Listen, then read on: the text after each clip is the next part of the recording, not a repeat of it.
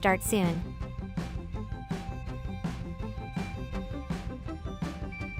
Please remember to like, comment, and subscribe on our YouTube channel now. At Blind Community Thrift Store on YouTube, and more info about this radio reading service, Navalins, and the Blind Community Thrift Store at www.blindcommunitythriftstore.com. The Blind Community Thrift Store radio reading service will begin shortly. We will be reading local news from around the Southwest Missouri area, Monday through Friday, 10 a.m. to 12 p.m. on YouTube, KSMU, and on the Audio Reader Network at Kansas University. For more information, please visit us at www.blindcommunitythriftstore.com. Please stay tuned as our broadcast will start soon.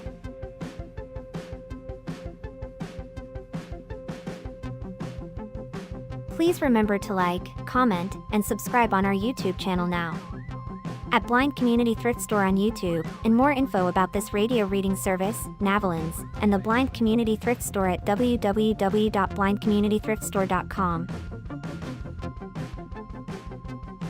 The Blind Community Thrift Store radio reading service will begin shortly. We will be reading local news from around the Southwest Missouri area, Monday through Friday, 10 a.m. to 12 p.m. on YouTube, KSMU, and on the Audio Reader Network at Kansas University. For more information, please visit us at www.blindcommunitythriftstore.com. Please stay tuned as our broadcast will start soon.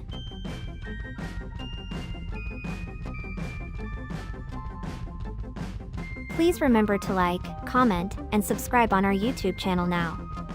At Blind Community Thrift Store on YouTube, and more info about this radio reading service, Navalins, and the Blind Community Thrift Store at www.blindcommunitythriftstore.com.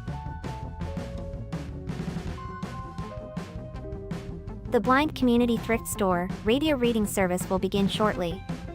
We will be reading local news from around the Southwest Missouri area, Monday through Friday, 10 a.m. to 12 p.m. on YouTube, KSMU, and on the Audio Reader Network at Kansas University. For more information, please visit us at www.blindcommunitythriftstore.com. Please stay tuned as our broadcast will start soon.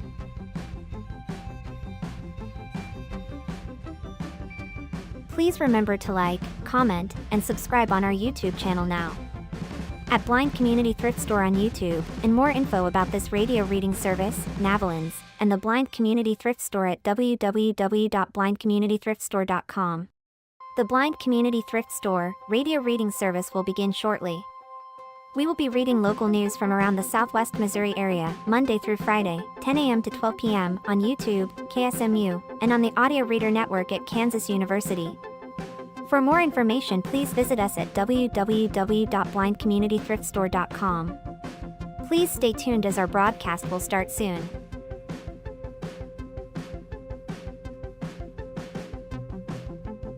Please remember to like, comment, and subscribe on our YouTube channel now. At Blind Community Thrift Store on YouTube, and more info about this radio reading service, Navalins, and the Blind Community Thrift Store at www.blindcommunitythriftstore.com. The Blind Community Thrift Store. Just the thing, as I read and was trying to do this, my brain was like reading it quickly. So it says, how to stay safe as Missouri's black bears become more attractive. Wait, what? What? Active. Active. I was like, that's a totally different sentence. How do I push this up? Okay. I am smart. I can do this. Up. Oh, I have to get out of the chair. Yeah, probably. It's my weight, probably. Look at that. I'm smart. Hey, I need to do that. Oh, yeah, that's so much better. I can get out of it first. There we go. I was like, there's another pen, right? Yep. The All time right. is 10 a.m. You guys can go whenever. Oh, okay. Do you want me to start? Yeah. Okay. Do you mind if I do this article since it's up? No. Or is that one you wanted to do? No. Okay. All right. Thank you for tuning in to the Blind Community Thrift Store radio reading service. Our broadcasts are available live on YouTube from Monday to Friday, 10 a.m. to 12 p.m., and on demand via the Audio Reader Network at www.reader.ku.edu.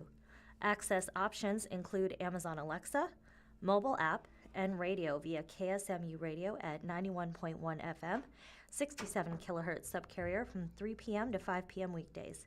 Contact the Audio Reader Network for radio receivers. First article today is from the Springfield News-Leader. It is How to Stay Safe as Missouri's Black Bears Become More Active. With hiking and camping season approaching, the University of Missouri Extension is offering advice on how to safely navigate areas inhabited by black bears. Missouri's black bear population is estimated to be around 1,000, according to a community announcement. While most bears are found in the oak hickory forest of the Ozark region, they can travel long distances and occasionally appear in urban areas. Robert Pierce, an MU Extension State Wildlife and Fisheries Specialist, emphasized the importance of avoiding bear encounters. Avoidance is key. Never approach a black bear, and don't let one get close to you. Watch from a distance. If in a vehicle or home, stay inside. If possible, stay at least 100 yards away from a black bear, according to the announcement. He also advised keeping garbage, pet foods, and bird feed out of reach of bears. Bears that feed on human foods can quickly lose their natural fear of humans, Pierce said in the announcement. Don't feed them. When hiking in bear habitats, making noise can help prevent surprising a bear. Talking, whistling, or singing can alert bears to your presence.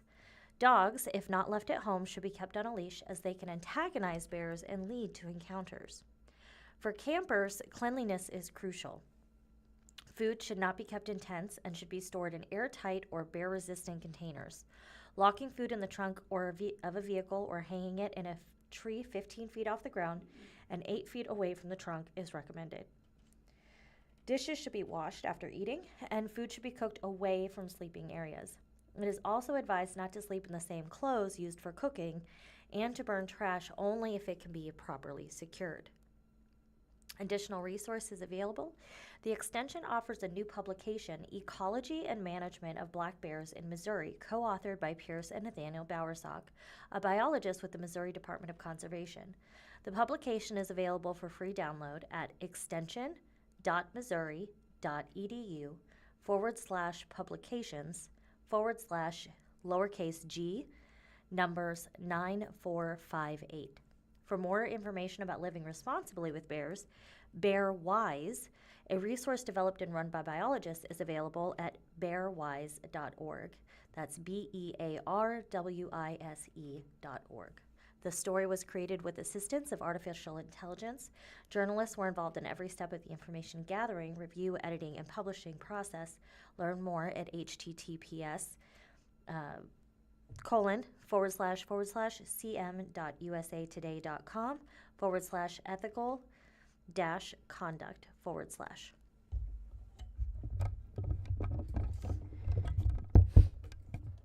And this is from the Springfield Daily Citizen. Steve Pokin column, Answer Man. Readers ask about awful smell along Wilson's Creek near wastewater treatment plant. Answer Man, did something die in the creek under James River Freeway, or is Wilson's Creek dead? The stench that emanates from the creek, both when driving by on West Sunshine Street and on the James River Freeway, can cause one to gag. It has made me dry heave more than once. The smell takes me back to the 70s when it would smell so bad in the summer.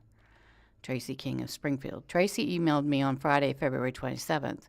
A week later, March 6th, I walked the trail along Wilson's Creek, just south of the city's southwest wastewater treatment plant. I tilted my nose to the breeze and detected no awful smell. It was a pleasant walk down to West Republic Road and back. The Southwest Wastewater Treatment Plant is a workhorse. The average daily flow through the plant is 35 million gallons. It is the largest of the two city wastewater treatment plants. The treated and purified wastewater discharges into Wilson's Creek, which flows into the James River, which flows into Table Rocker Lake. Now, email Tracy is the second time in the past several months that I've heard from a reader about a god-awful smell along Wilson's Creek near the treatment plant. When I received the first email, I did the same thing, and the same thing happened. I got the email, waited a few days until I had time to walk the trail along Wilson's Creek near the treatment plant. I smelled nothing foul. Quote, it smells very much like cow poop or chicken poop. Obviously, my response to these smell alerts needs to change. The next time I get a similar report, perhaps I should drop what I'm doing and hustle over there. Not that I want to gag, but at least I could then confirm that I've smelled it too. But that's assuming I get the email from the reader the same day the reader has this unpleasant experience. I encountered someone else on the trail on March 6th. Perhaps I thought she walks here often and has smelled whatever it is that makes you dry heave, Tracy. I have noticed the stench before, says Nikki Duty of Springfield. She tells me she has smelled it not while walking the trail, but while driving over the creek on Republic Road. I've been told by my father that it's from fertilizer in the fields, she says. It smells very much like cow poop or chicken poop. Quality of discharged water closely monitored. For various reasons, I don't believe the smell is coming from the creek itself. As I said, the effluent from the treatment plant flows south into Wilson's Creek. Where the creek intersects with Sunshine Street is to the north, where you say you also smelled the bad odor, Tracy. Creeks don't flow in two directions at the same location. The city performs daily testing of water entering and leaving the treatment plants, city spokeswoman Mara Holt said via email. The treated water must meet strict standards set by state permits. Also, the Missouri Department of Natural Resources monitors the creek. Christopher Miller with the DNR in Springfield confirmed that the treatment plant is meeting water purity standards. I asked him to go back 2 years to check for possible violations. He did, and he found none. The city takes its own monthly water samples from the creek, tests them, and sends results to the Department of Natural Resources. So maybe the smell is coming from fertilizer being applied to nearby fields. That would make sense. That's why the stench is intermittent. Now you smell it, now you don't. I decided to look at the Greene County Assessor's map of the area around the treatment plant. My plan was to find a large parcel being farmed, call the owner, and ask about the use of fertilizer. I was surprised to discover that the city is the major property owner in and around the treatment plant and owns some 1,200 acres there. The nearby vacant fields are city-owned, not farmer-owned, so I called the city and spoke to Holt. Wilson's Creek is not being polluted. First, Holt says the smell is not coming from the creek and the creek is not polluted. In fact, the opposite is true. The operators of the treatment plant have done a remarkable job of keeping it clean, she says. The odor is not believed to be coming from the creek itself, but rather from normal operations at the plant under certain conditions, Holt told me. Some level of odor is a normal part of wastewater treatment. The city owns land around the plant to create a buffer, so smells usually fade before reaching nearby areas, but there are times when odors are stronger and can travel farther than usual. How noticeable the smell is can depend on things like the weather, especially wind and humidity, as well as what is coming into the plant at the time. In addition to what flows through the sewer system, the facility also accepts some waste delivered by truck. Certain types, particularly from agricultural or food processing sources, can have a stronger odor. When a few of these factors line up, the smell can be more noticeable. There have been some recent days where they have been stronger, Holt said. The team is working on ways to improve this by talking with haulers about potentially pre-treating some materials before transport to help reduce odors. Is the city spreading biosolids on nearby fields? No, Holt said. The city is not spreading biosolids on nearby fields. Also, she added, biosolids don't smell like human waste. Biosolids are a byproduct of the wastewater treatment process. By the end of the process, the resulting biosolids are composed primarily of stabilized organic material and microorganisms used during treatment, rather than raw human waste, Holt said. To answer my questions, she said, she consulted Brian Worth, Environmental Services Superintendent of Clean Water Services. The biosolids created meet EPA's requirements designed to significantly reduce pathogens and minimize odors and attraction to pests. The city does not typically apply biosolids to city-owned property or land immediately surrounding the treatment plant, she said. The biosolids are land applied on permitted agricultural sites outside of city limits in coordination with the landowners and in accordance with regulatory requirements. Based on our observations, we do not believe biosolids are a significant source of the odors reported by residents, she said. While biosolids do have a noticeable smell, it is typically mild and earthy, similar to compost, and not generally overpowering. At this time, we believe more significant contributors may include hauled wastes and, to a lesser extent, the early stages of treatment. This is Answer Man column number 167. Sorry. From 417 Magazine, transforming Highway 13 into a pollinator paradise. A grassroots effort is transforming Highway 13 into a connected landscape of wildflowers from Iowa to Arkansas by Jordan Blomquist, March 2026. Pictured is a pollinating plant that is a bright pink flower that is clustered at the end of each of the stems, and there are 4 clusters with a long stem and tiny little leaves between them. And then on the left-hand side of the first cluster of flowers is a monarch butterfly. Photo is by Shutterstock. At first glance, Missouri's Highway 13 is just a connector from small town to small town. But for a growing group of conservationists and community leaders, it is becoming something more intentional. The Highway 13 Butterfly Trail is a conservation and tourism initiative designed to create a 26-mile-wide pollinator corridor stretching from Iowa to Arkansas. The idea began in 2017 in Hamilton, Missouri, when a group of residents looked at 10 unused acres on the edge of town and imagined something different. We came up with the idea of making it into 10 acres into a butterfly park, says founder Bob Hughes. They envisioned a little pollinator haven where they could plant wildflowers to see what they could attract. Western Missouri already sits along a natural migration route for more than 20 butterfly species, making the location an easy fit. At the same time, several group members are involved with the Highway 13 Coalition, which works to improve the roadway itself. Hughes says the fit felt natural. They could tie their butterfly garden with communities along the trail. After pausing during the pandemic, the project restarted and quickly gained momentum. Support poured in from the Missouri Department of Conservation, University of Missouri Extension, the Nature Conservancy, Missouri Prairie Foundation, Missouri Division of Tourism, and many other partners. The response to our restart has been just incredible, Hughes says. The group started the revitalization with a 7-year, 7-phase plan and a goal to identify partners in the first year. Now, 1 year in, and thanks to support from numerous agencies and individuals, they are doing work that wasn't supposed to start until stages 3 and 4. Today, the trail connects destinations like Powell Gardens, Springfield Botanical Gardens, and the Butterfly Palace, while the team works to fill the spaces between with pollinator plots on public and private land. Beyond beauty, the project carries deeper benefits. Indigenous plants have really deep root systems, says project director John Deese. Prairies were like the lungs of the world, just like the Amazon, that took in carbon from the air and sequestered it in soil. This is how we can get a little bit of carbon out of the air that's contributing to global warming.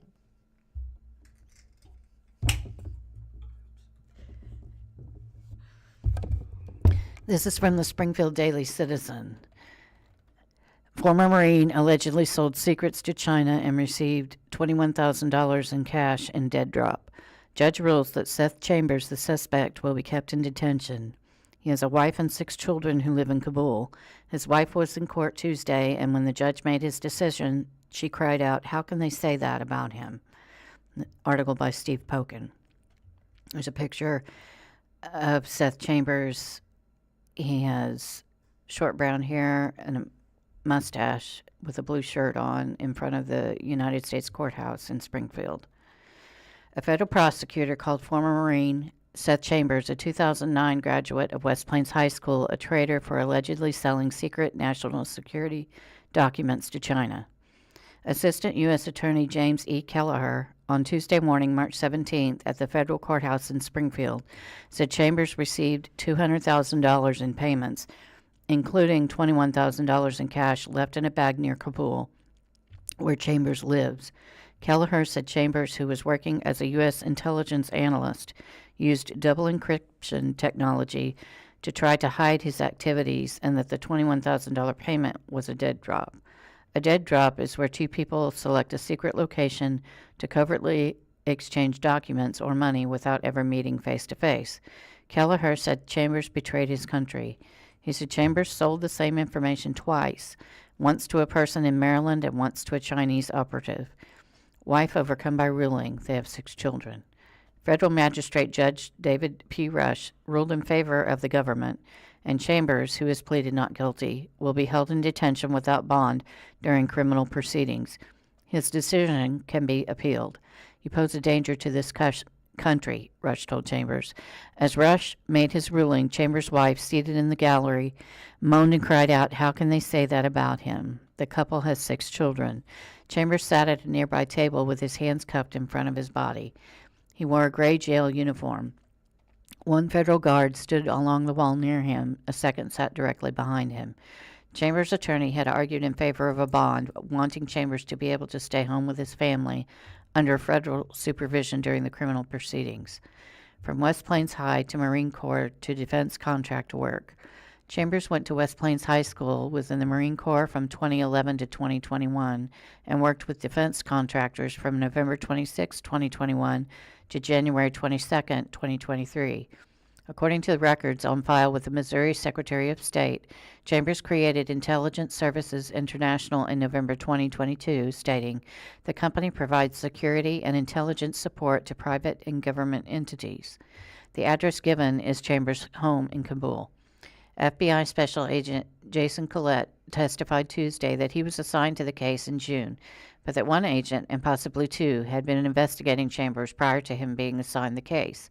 Collette said he first met and interviewed Chambers in October 2025 at the Springfield Branson National Airport, and that the interview continued that day at the U.S. Attorney's Office for the Western District in Springfield, with Chambers' defense attorney Ian Lewis present. Chambers was charged 5 months later on March 12th. Defendant was a government contractor in Iraq. The indictment states Chambers was employed by a U.S. government contractor as an analyst in Erbil, Iraq. He had security clearance that allowed him to view classified material up to the top secret level. In December 2022, according to the indictment, Chambers removed without authorization and retained classified United States information, which he copied down, removed from the secure facility, incorporated into a report, and transmitted to Individual 1, an individual located in Maryland, and Individual 2, an individual believed to be in the People's Republic of China. In the Tuesday court hearing, Prosecutor Kelleher said that the release of the information could cause serious damage to the national security. He also said that part of the information Chambers allegedly sold was fictitious or not true. Was it super top secret? Defense attorney Lewis argued that not even the judge knows what the classified information was. I know. Classified information, Lewis said. Was it super top secret? Was it classified? Lewis said. There's top secret as to how to launch the missiles, and it can also be a secret as to what the troops think about the commanding officer. It really goes to what are we talking about? Lewis also questioned how much of what was allegedly sold was fictitious. He mentioned, for example, the alleged $21,000 dead drop near Kabul. Was that the information that was top secret, or was that the fictitious information? Lewis told Magistrate Judge Rush, if you based every detention over how strong the government thinks its case is, no one would ever get out. Lewis also dismissed the government, pointing out to the court that Chambers still has a LinkedIn account soliciting intelligence work despite being charged with selling classified defense information. I still have a LinkedIn account that was created 20 years ago, Lewis said. I don't know what it says. Probation officer, a low risk of flight. But what does that mean in a case like this? Probation officer Elizabeth Farquhar testified that Chambers had the lowest score of 1 on the federal pretrial risk assessment test. It is a tool used by federal probation officers to evaluate a defendant's likelihood of failing to appear in court, committing new crimes, or violating release conditions. But Kelleher argued that Chambers was a flight risk in part because of his connections to China. Kelleher said Chambers had visited China twice. He has resources of a nation-state available to him, Kelleher said. Lewis said the low score reflects what is obvious. Chambers has a wife and 6 children, no criminal record, and is not a flight risk. Farquhar acknowledged that the test does not take into account the nature of the alleged crime. Lewis suggested in court that there are electronic measures that can be ordered and put into place to monitor Chambers' use of electronic devices should he be allowed to postpone and remain at home. That's when Kelleher said that monitoring someone's electronic devices only applies to the electronic devices that the probation and parole officer know about. Farquhar acknowledged that it occasionally happens that someone charged with child pornography or on parole for that crime obtains a new phone or device unknown to the probation and parole officer and downloads child pornography. Judge said, "You pose a danger to this country." Rush explained to Chambers that at length why he would remain incarcerated. "I do believe that the evidence is strong," the magistrate judge said. "How much of the classified information is accurate and how much is fictitious remains to be seen," Rush said. Regardless, Chambers allegedly was willing to sell it to a national antagonist, China. "China is an adversary of the United States. I do not think there is any doubt about that," Rush said. As a Marine, Rush told Chambers, he took an oath to protect the Constitution. The magistrate judge said he was also swayed by a lie Chambers told to the United States Probation and Parole Office. Chambers said he had no firearms in his home, Rush said, but he had 2 rifles, a fact that was revealed by his wife. Rush said a main reason the question of firearms is asked is that probation and parole officers want to know what threats they might face when visiting the home of someone under their supervision. After all that has gone on, Rush told Chambers, you lied about a fact. Chambers, 35, was indicted on 2 counts of willful transmission of national defense information. If convicted, he faces up to 10 years in prison on both counts.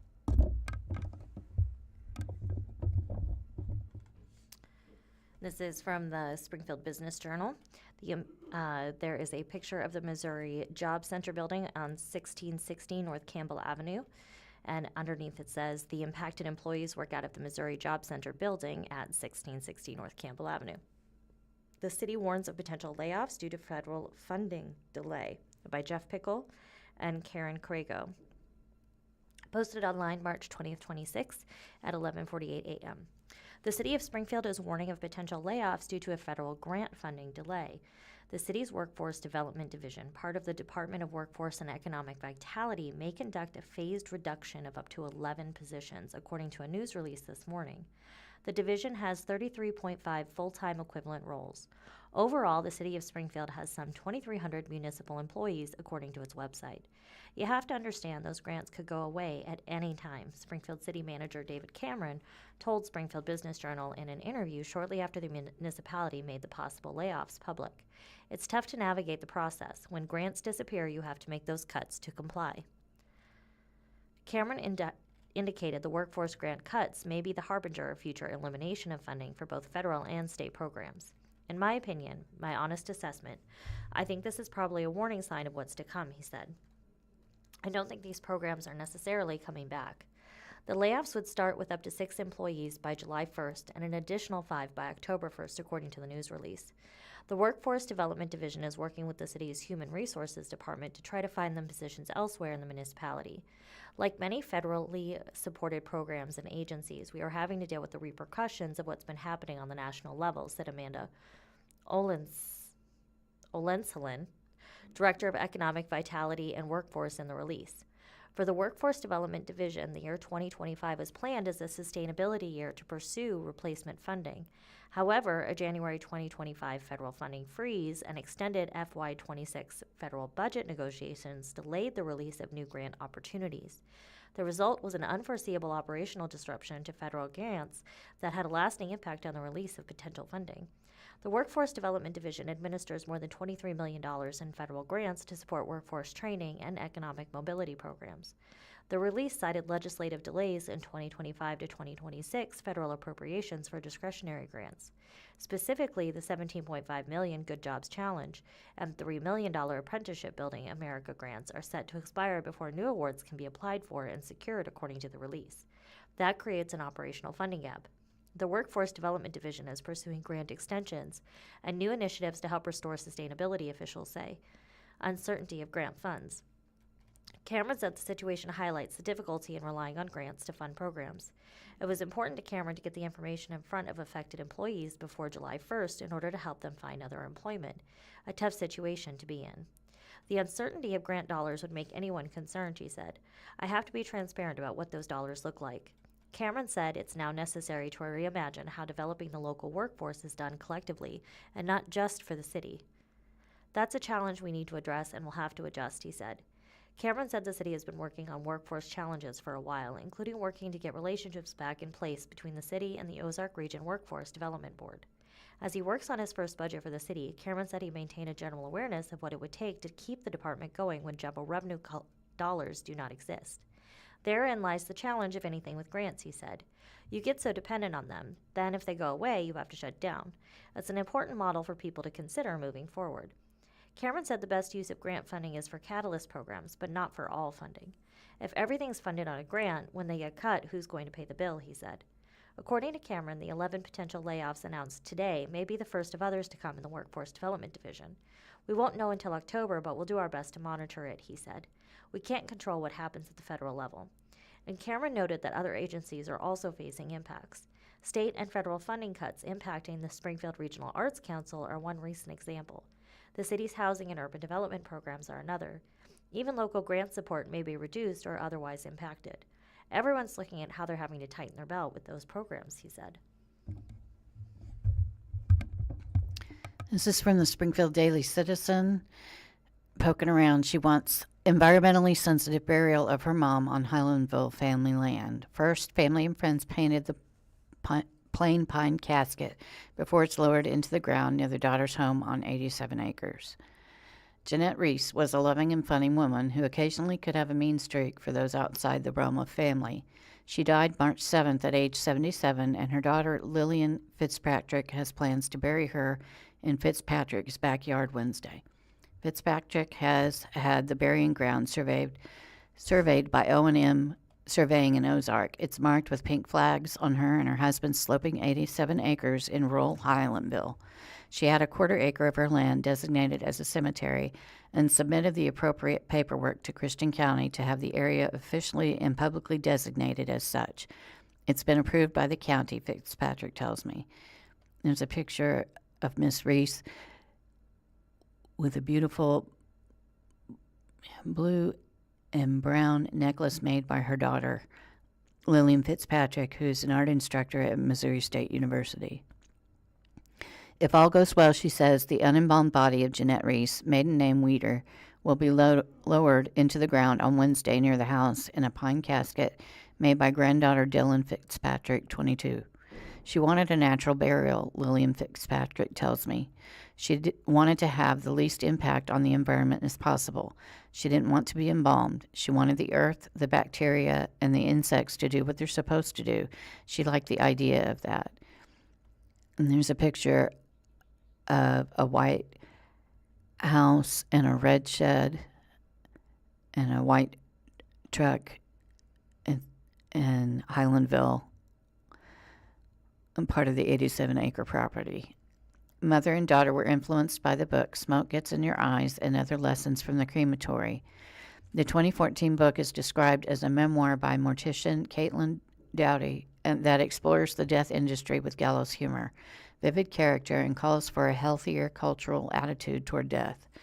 Some have described Doughty as a death acceptance advocate. Fitzpatrick and her mother once heard Doughty speak in person. Cost of a funeral was a secondary factor. Fitzpatrick says she and her mother also discussed the cost of a funeral. A traditional full-service burial in Missouri is $8,295, according to the website Funeralocity, which describes itself as a consumer advocate.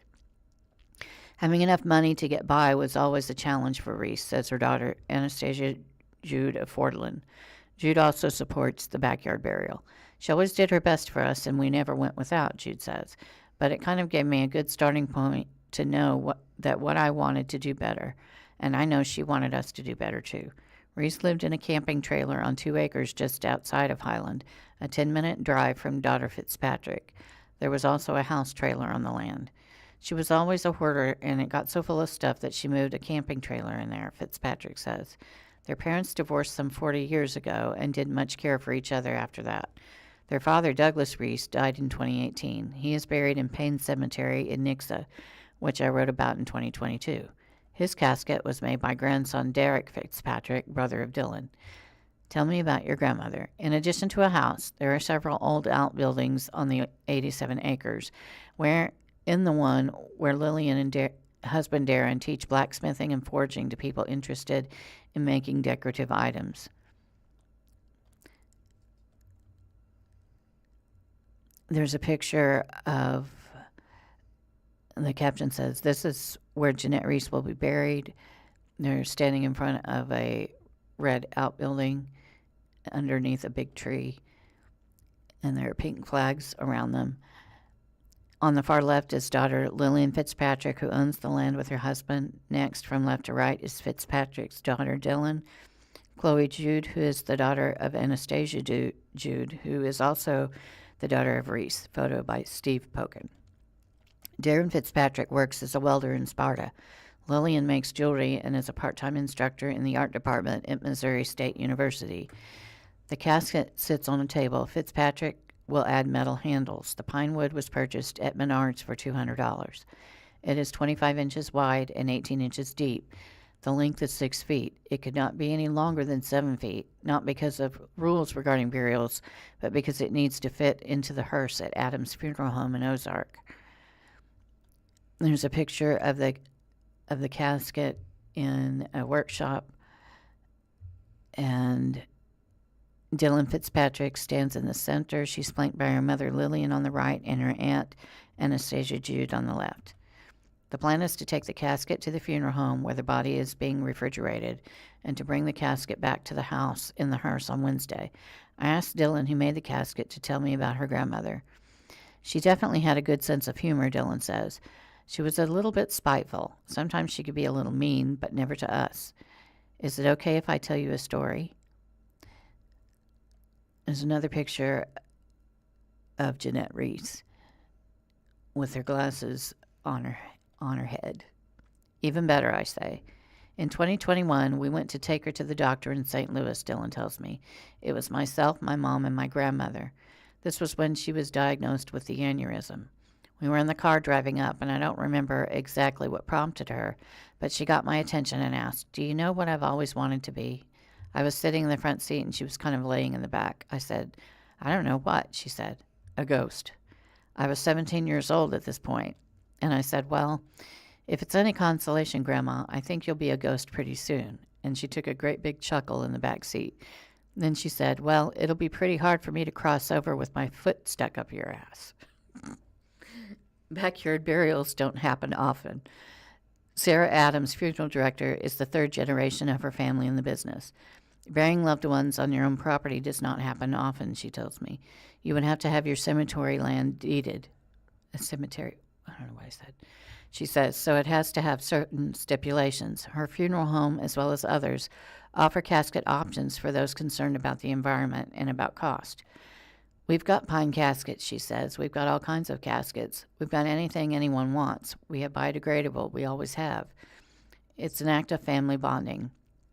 Instead of a visitation, there was a painting of the casket. Friends and family of sisters Lillian Fitzpatrick and Anastasia Jude lovingly paint the casket of Jeanette Reese.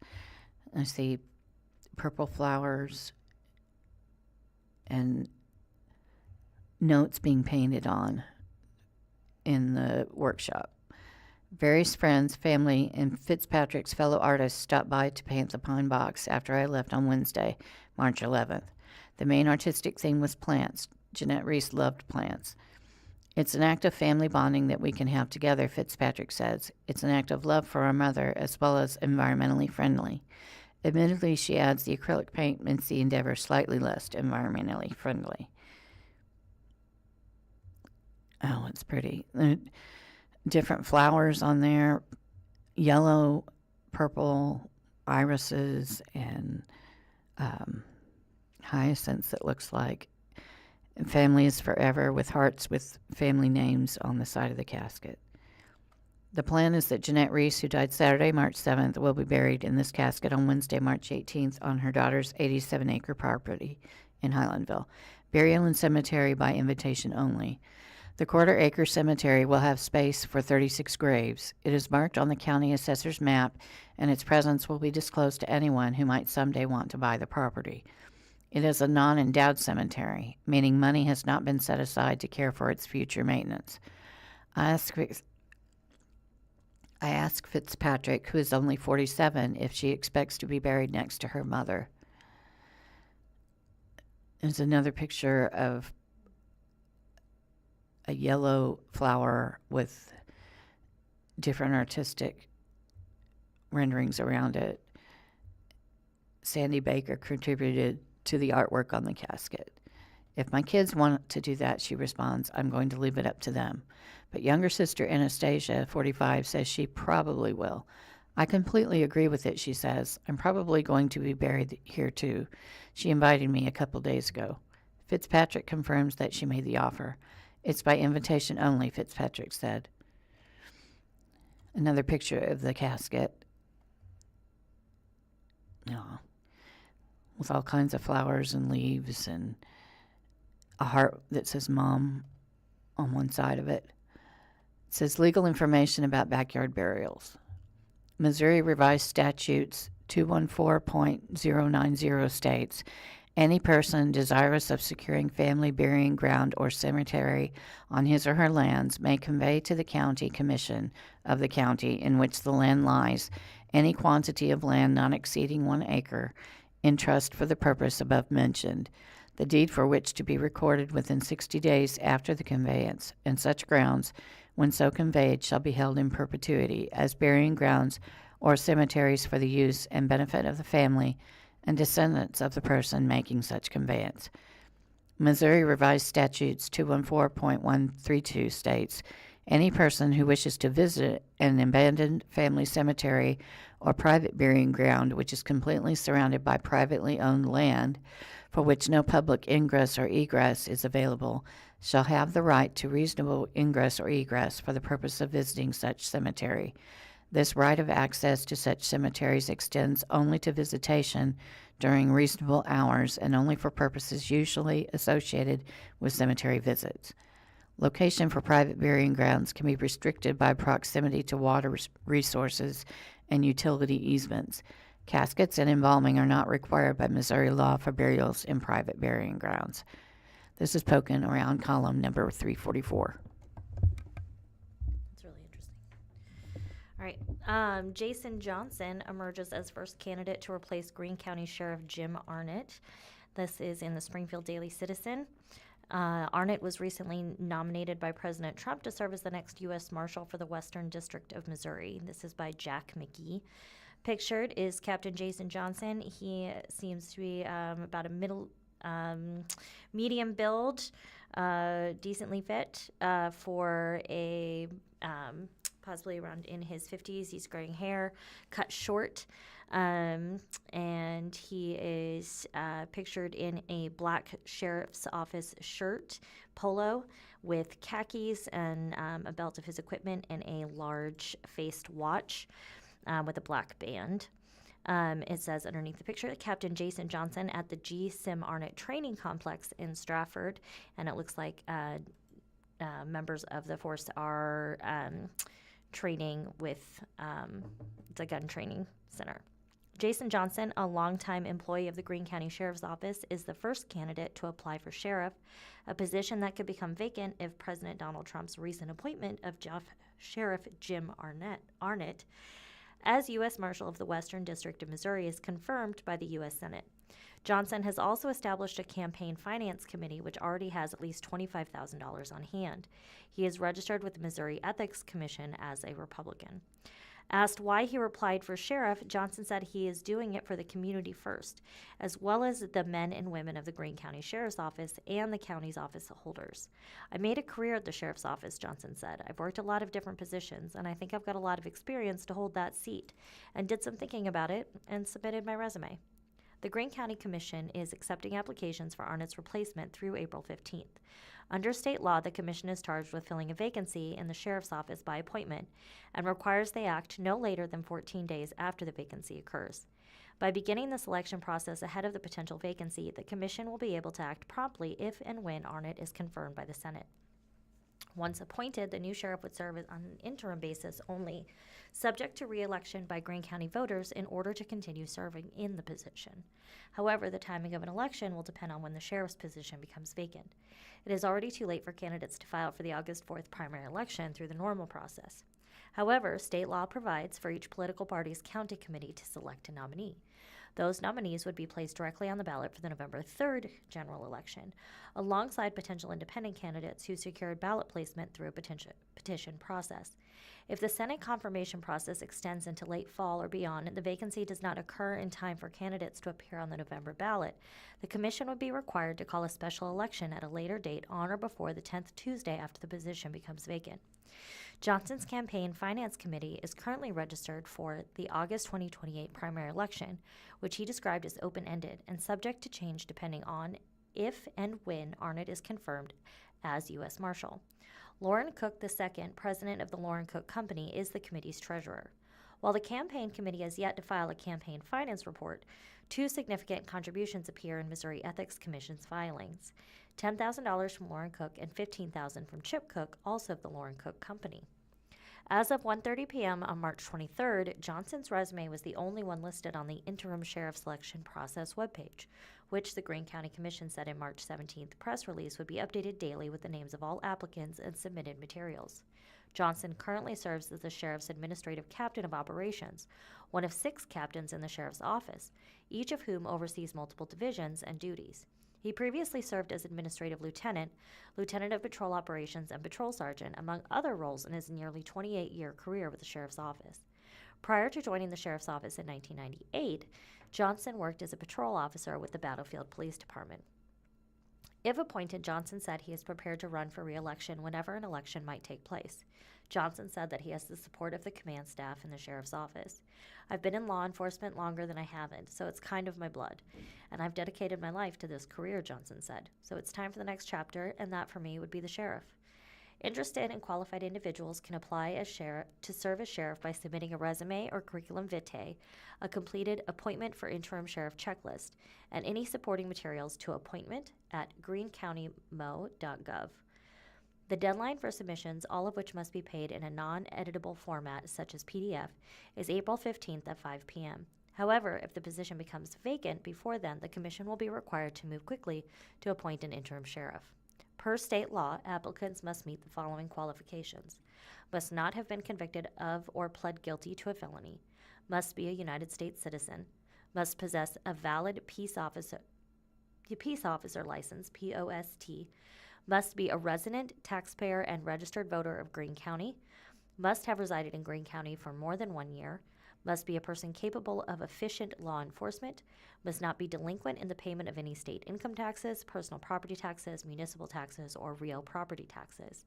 Jack McGee. Jack McGee is the government affairs reporter at the Springfield Daily Citizen. He previously covered politics and business for the Daily Citizen. He's an MSU graduate with a Bachelor of Science degree in journalism and a minor political science. Reach him at jmcgee@sgfcitizen.org or 417-837-3663.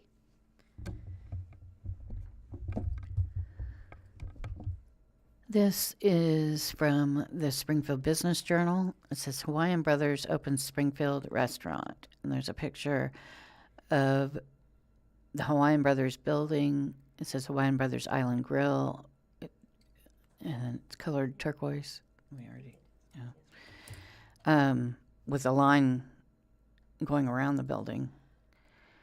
It says, Kansas City-based Hawaiian Brothers Island Grill is now doing business in the Queen City. Franchisee Ohana Restaurant Group, LLC, today is hosting, well, it was yesterday, actually, a grand opening for the 1272 East Battlefield Road Eatery, according to a news release. We're enthusiastic about expanding the Ohana and bringing even more island-inspired flavors to the community, said Zach Fugit, co-owner of Ohana Restaurant Group, in the release. Ohana is a Hawaiian word meaning family, according to a dictionary maintained by the University of Hawaii. The 2,700 square foot building housing the Hawaiian Brothers restaurant previously was used for a Wendy's eatery, according to past Springfield Business Journal reporting. Ohana Restaurant Group is operating on a lease in the building, which is owned by Jade Properties, LLC, according to Greene County Assessor records. Officials previously declined to disclose lease terms. Ohana Restaurant Group also has Missouri plans in the Joplin market, as well as locations in northwest Arkansas and Wichita, Kansas, according to past reporting. Hawaiian Brothers, which currently has nearly restaurants in 14 states, serves chicken glazed with various sauces, slow roasted pork, and other menu options. Dallas County, Missouri. This is from Ozarks First. Fatal motorcycle crash claims life of Dallas County man by Russell Bell. Posted March 23rd at 10:34 p.m. Dallas County, Missouri. Law enforcement has reported that a Dallas County man has died after a crash on Monday, March 23rd.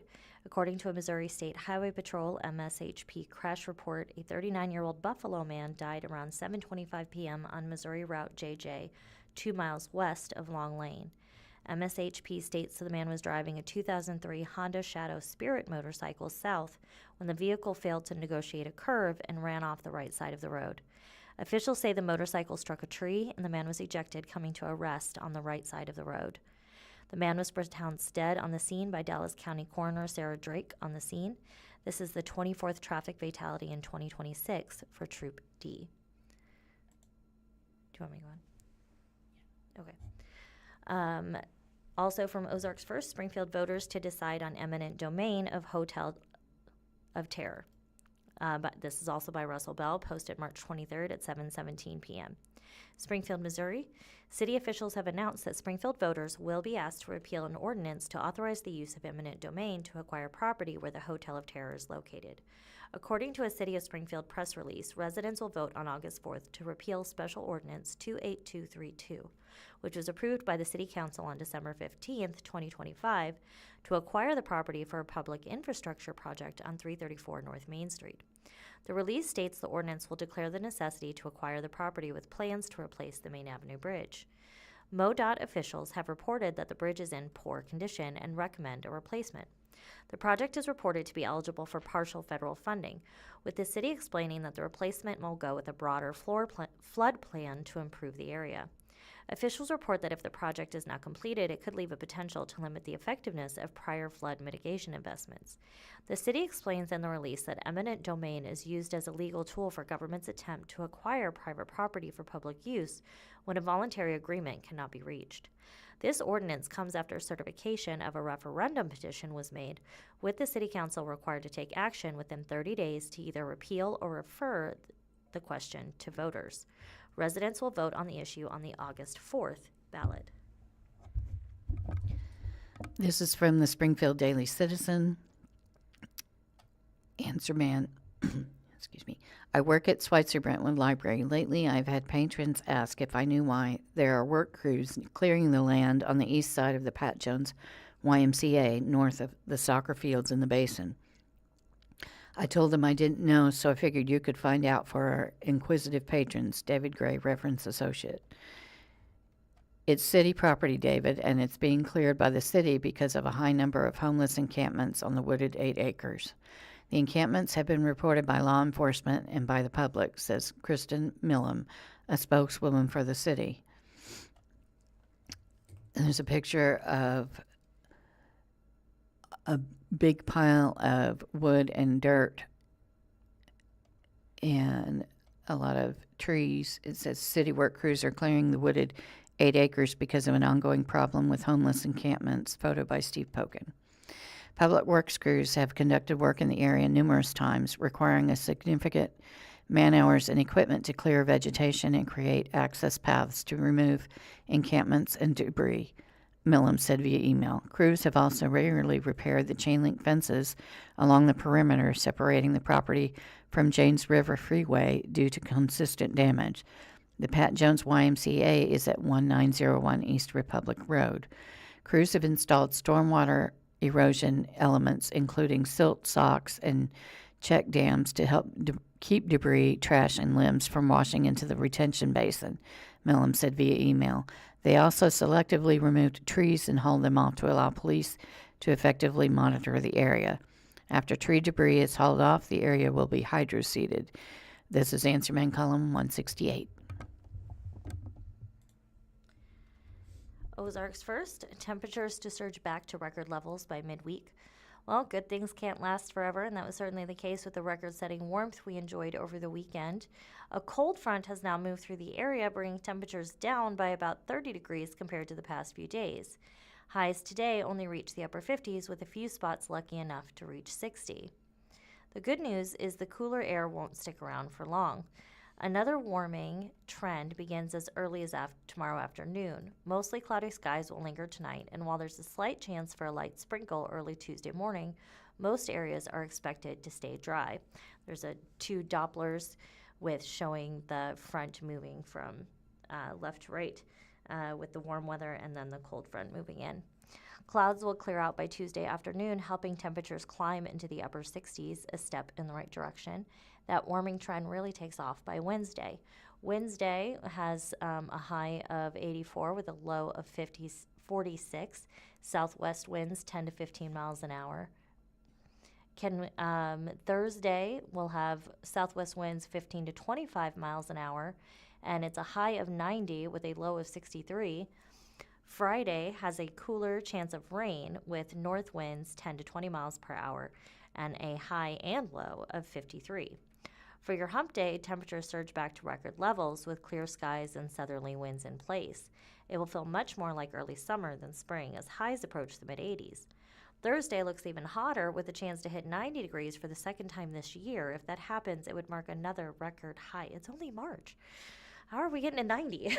I'm sorry, for the second time this year. I missed the first one. The pattern begins to shift again late in the week as another cold front moves through. This will bring cooler conditions along with the chance for an isolated thunderstorm from Thursday night into early Friday, which would be nice after 90 degrees. Rainfall totals look fairly light, with most areas picking up between 1/4 and 1/2 inch. This is from the Springfield Daily Citizen. SPS to build practice football field track for Reed students at Lafayette Park. Board to consider construction contract with Crossland during its upcoming meeting, by Joe Hadsell. There's a picture of the Charlie Knorr Community Building and the new Reed Academy. You can see a bulletin board and a bench at Lafayette Park. Before it was closed for construction, students at Reed Middle School held outside activities at Lafayette Park. Excuse me. That relationship is expected to continue once the new Reed Academy is opened. The Springfield Board of Education on Tuesday, March 24th, will hear a proposal to hire Crossland Construction to build a practice football field and track at the park. The contract is worth $1,177,000. Sean Dilday, Executive Director of Operations for SPS, said the project is a joint one with the Springfield Greene County Park Board. It is located directly southeast of the school, across the dogleg intersection of Campbell Avenue and Atlantic Street. Across the street, we have always utilized Lafayette Park. Dilday told the Daily Citizen, "We're working with the park to continue to have a shared area." The board is scheduled to meet at 5:30 p.m. Tuesday at Kraft Administration Center. Crossland is building the new Pipkin Middle School. When completed, both Pipkin and Reed will have places for football and track teams to practice.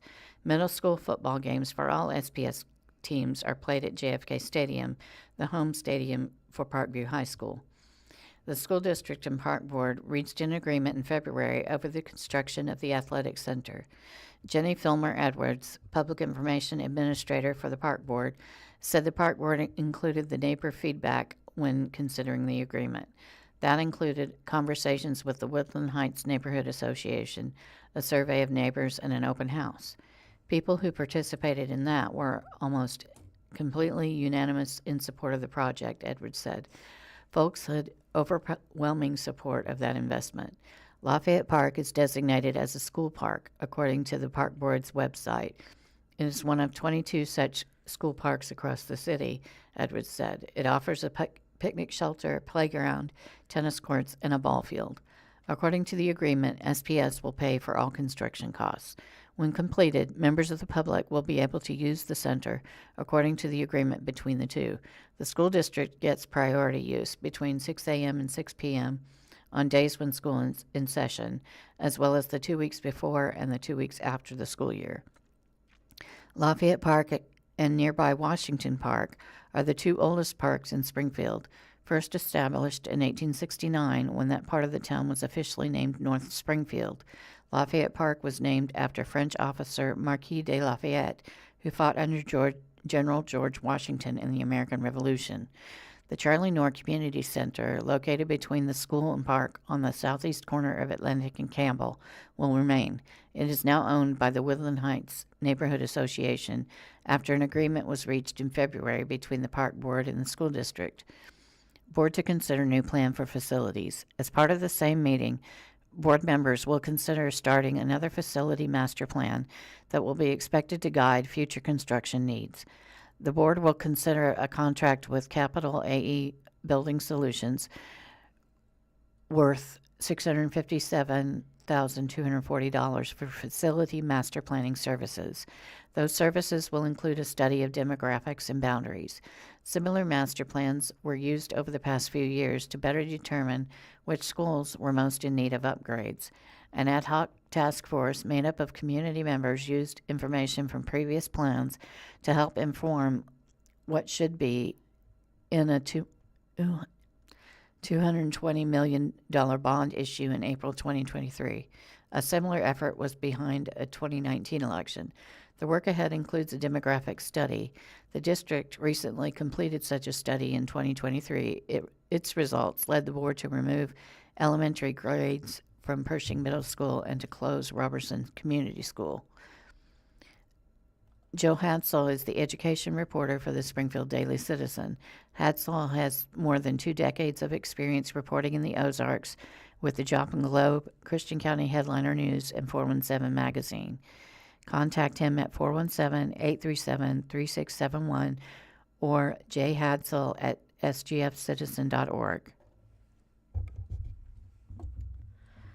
From Ozarks First, this is national news. Rubio testifies in former Congressman's Venezuela lobbying trial by Joshua Goodman from the Associated Press, posted March 24th at 10:16 a.m. Miami, Associated Press. Secretary of State Marco Rubio is testifying Tuesday over his interactions with former Miami Congressman David Rivera nearly a decade ago, when his longtime friend was accused of secretly lobbying on behalf of Venezuela's government. Rivera and an associate were charged in 2022 with money laundering and failing to register as a foreign agent after being awarded a $50 million lobbying contract from Nicolas Maduro's government. Rivera denies wrongdoing. As part of his work, Rivera and his co-defendant are accused of trying to arrange meetings for then Foreign Minister Delcy Rodriguez, now Venezuela's acting president, in Dallas, New York, Washington, and Caracas, Venezuela, with White House officials, members of Congress, and the chief executive officer of ExxonMobil. Rubio, testifying in a packed federal courtroom in Miami with heightened security, said he and Rivera became very close when both overlapped for 6 years as members of the Florida legislature in the early 2000s. They stayed close when they went to Washington at the same time, Rubio elected to the Senate, Rivera to the House, and shared friends and family gatherings. In July 2017, Rubio said he got a call from Rivera saying he needed to see him urgently to discuss Venezuela.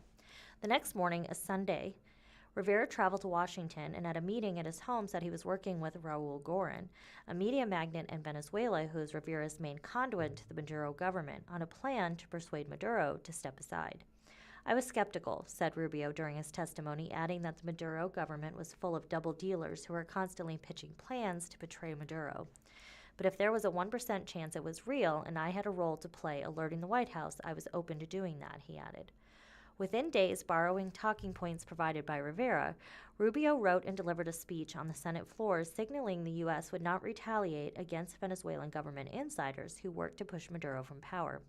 He provided me with insight into some of the key phrases that regime insiders would have wanted to hear to know this was serious, Rubio testified. No vengeance, no retribution. Rubio's testimony is highly unusual. Not since Labor Secretary Raymond Donovan testified at a mafia trial in 1983 has a sitting member of the president's cabinet taken the stand in a criminal trial. In the indictment against Rivera, there's no indication that Rubio acted improperly as a senator at the time. Prosecutors say that the purpose of the lobbying contract was to persuade the first Trump administration to normalize relations with Maduro's government, a seemingly futile undertaking during the first Trump administration, but one now within reach, albeit on unequal terms following Maduro's ouster and the ascent of his more pragmatic aide.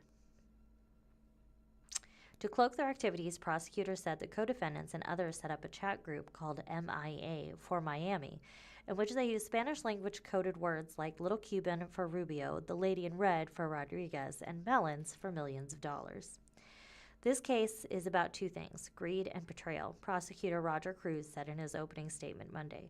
The evidence will show that for $50 million, these two defendants made a pact to secretly lobby for Nicolas Maduro, as well as Rodriguez. Rivera, 60, counters that his one-man firm, Inter-American Consulting, was hired by an American subsidiary of Venezuela's state-owned oil company, not the company itself, and therefore did not need to register as a foreign agent. His 3-month contract, his attorney says, was focused exclusively on luring Exxon back to Venezuela, commercial work that is generally exempt from the Foreign Agents Registration Act. Separate and wholly distinct from that consulting work were his efforts with the Venezuelan opposition to pave the way for Maduro's exit, Rivera's defense said. The government's theory is utterly preposterous, defense attorney Ed Shohat said during his opening statement Monday, describing Rivera as a freedom fighter, an ardent opponent of communism wherever it rears its ugly head. This is from the Springfield News-Leader. This piece expresses the views of its author separate from those of this publication. Bryant, the kind of protest that could get you killed, by Alex Bryant. It started when a group of athletes decided they were ashamed of what was happening in their country. Reports have been circulating about people being violated, harassed, arrested, and in some cases simply disappearing. These athletes were representing their nation on the world stage, cameras everywhere, millions watching.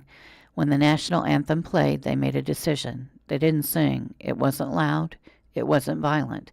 It was simply silence, a quiet protest meant to signal that something was deeply wrong back home. And before you assume I'm talking about the United States, I'm not.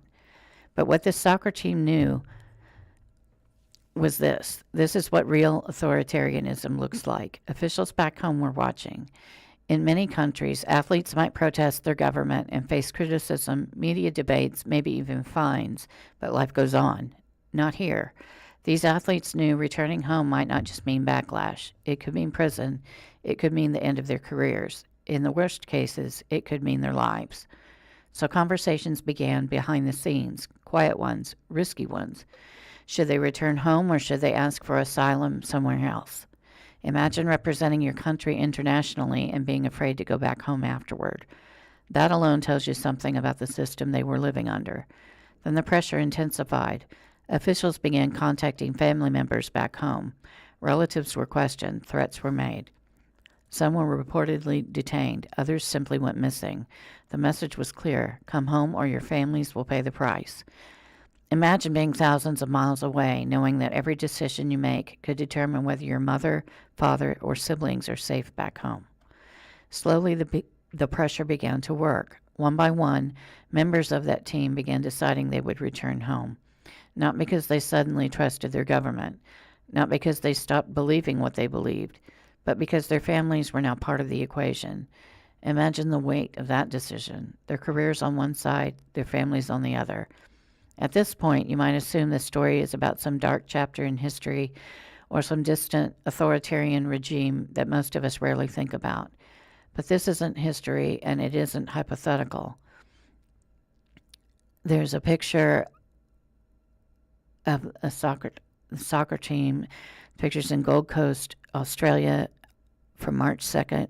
Islamic Republic of Iran players take part in anthems during the AFC Women's Asian Cup Australia 2026 match between Korea Republic versus Islamic Republic of Iran at Gold Coast Stadium on March 2nd, 2026 in Gold Coast, Australia.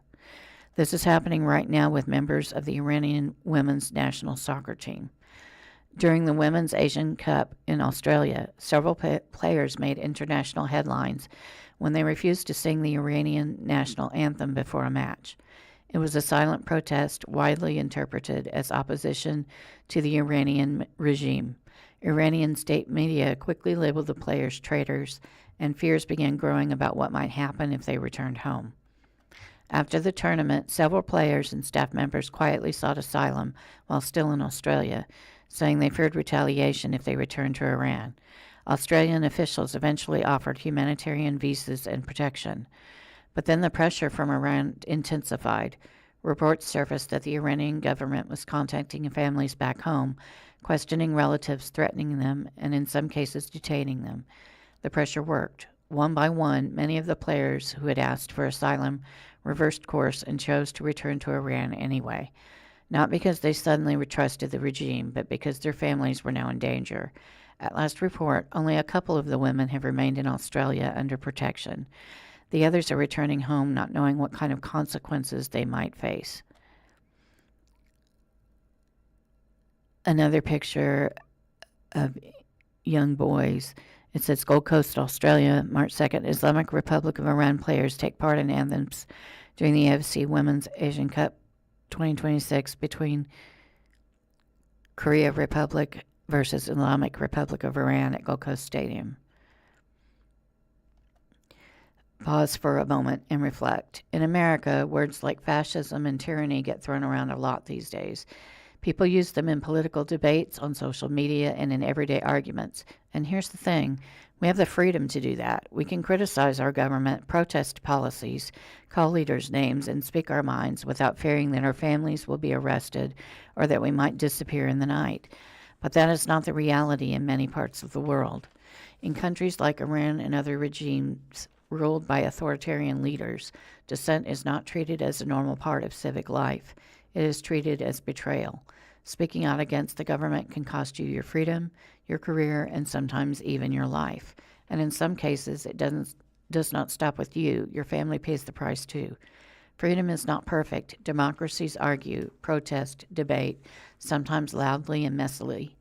But the ability to criticize your government without fearing for your life or your family's life is one of the clearest markers of a free society. In America, we argue about freedom. In places like Iran, people risk their lives just to taste it. Alex Bryant is a minister, author, podcast host, and speaker who leads Alex Bryant Ministries, a nonprofit focused on racial reconciliation and discipleship. Learn more at alexbryant.org. Thank you for listening to the Blind Community Thrift Store Radio Reading Service. Come by and see us in person with daily deals at 2713 North Kansas Expressway in Springfield, Missouri. Veterans receive a 25% discount every day, providing significant savings as a token of appreciation for their service.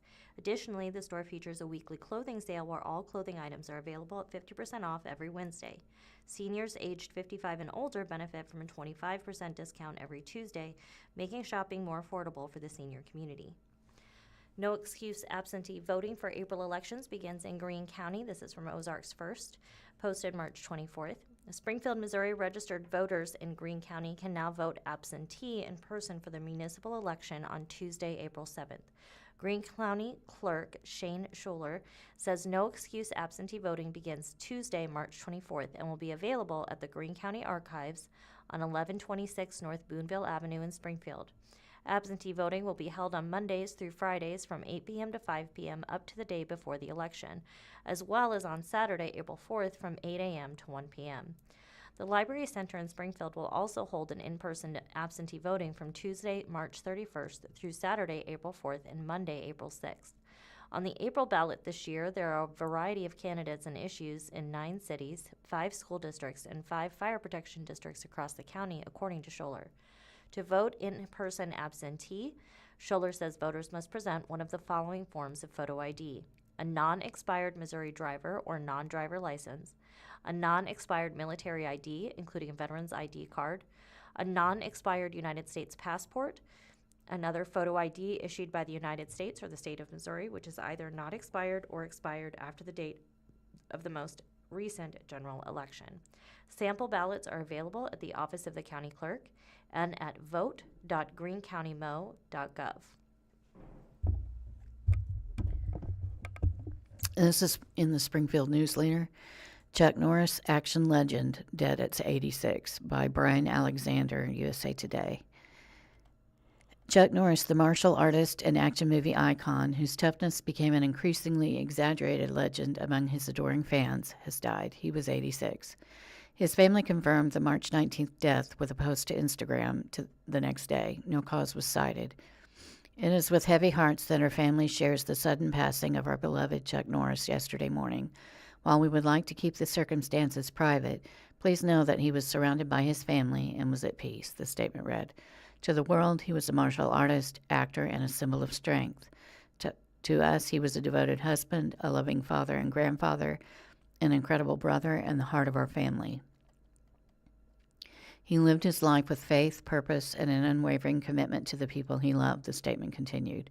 Through his work, discipline, and kindness, he inspired millions around the world and left a lasting impact on so many lives.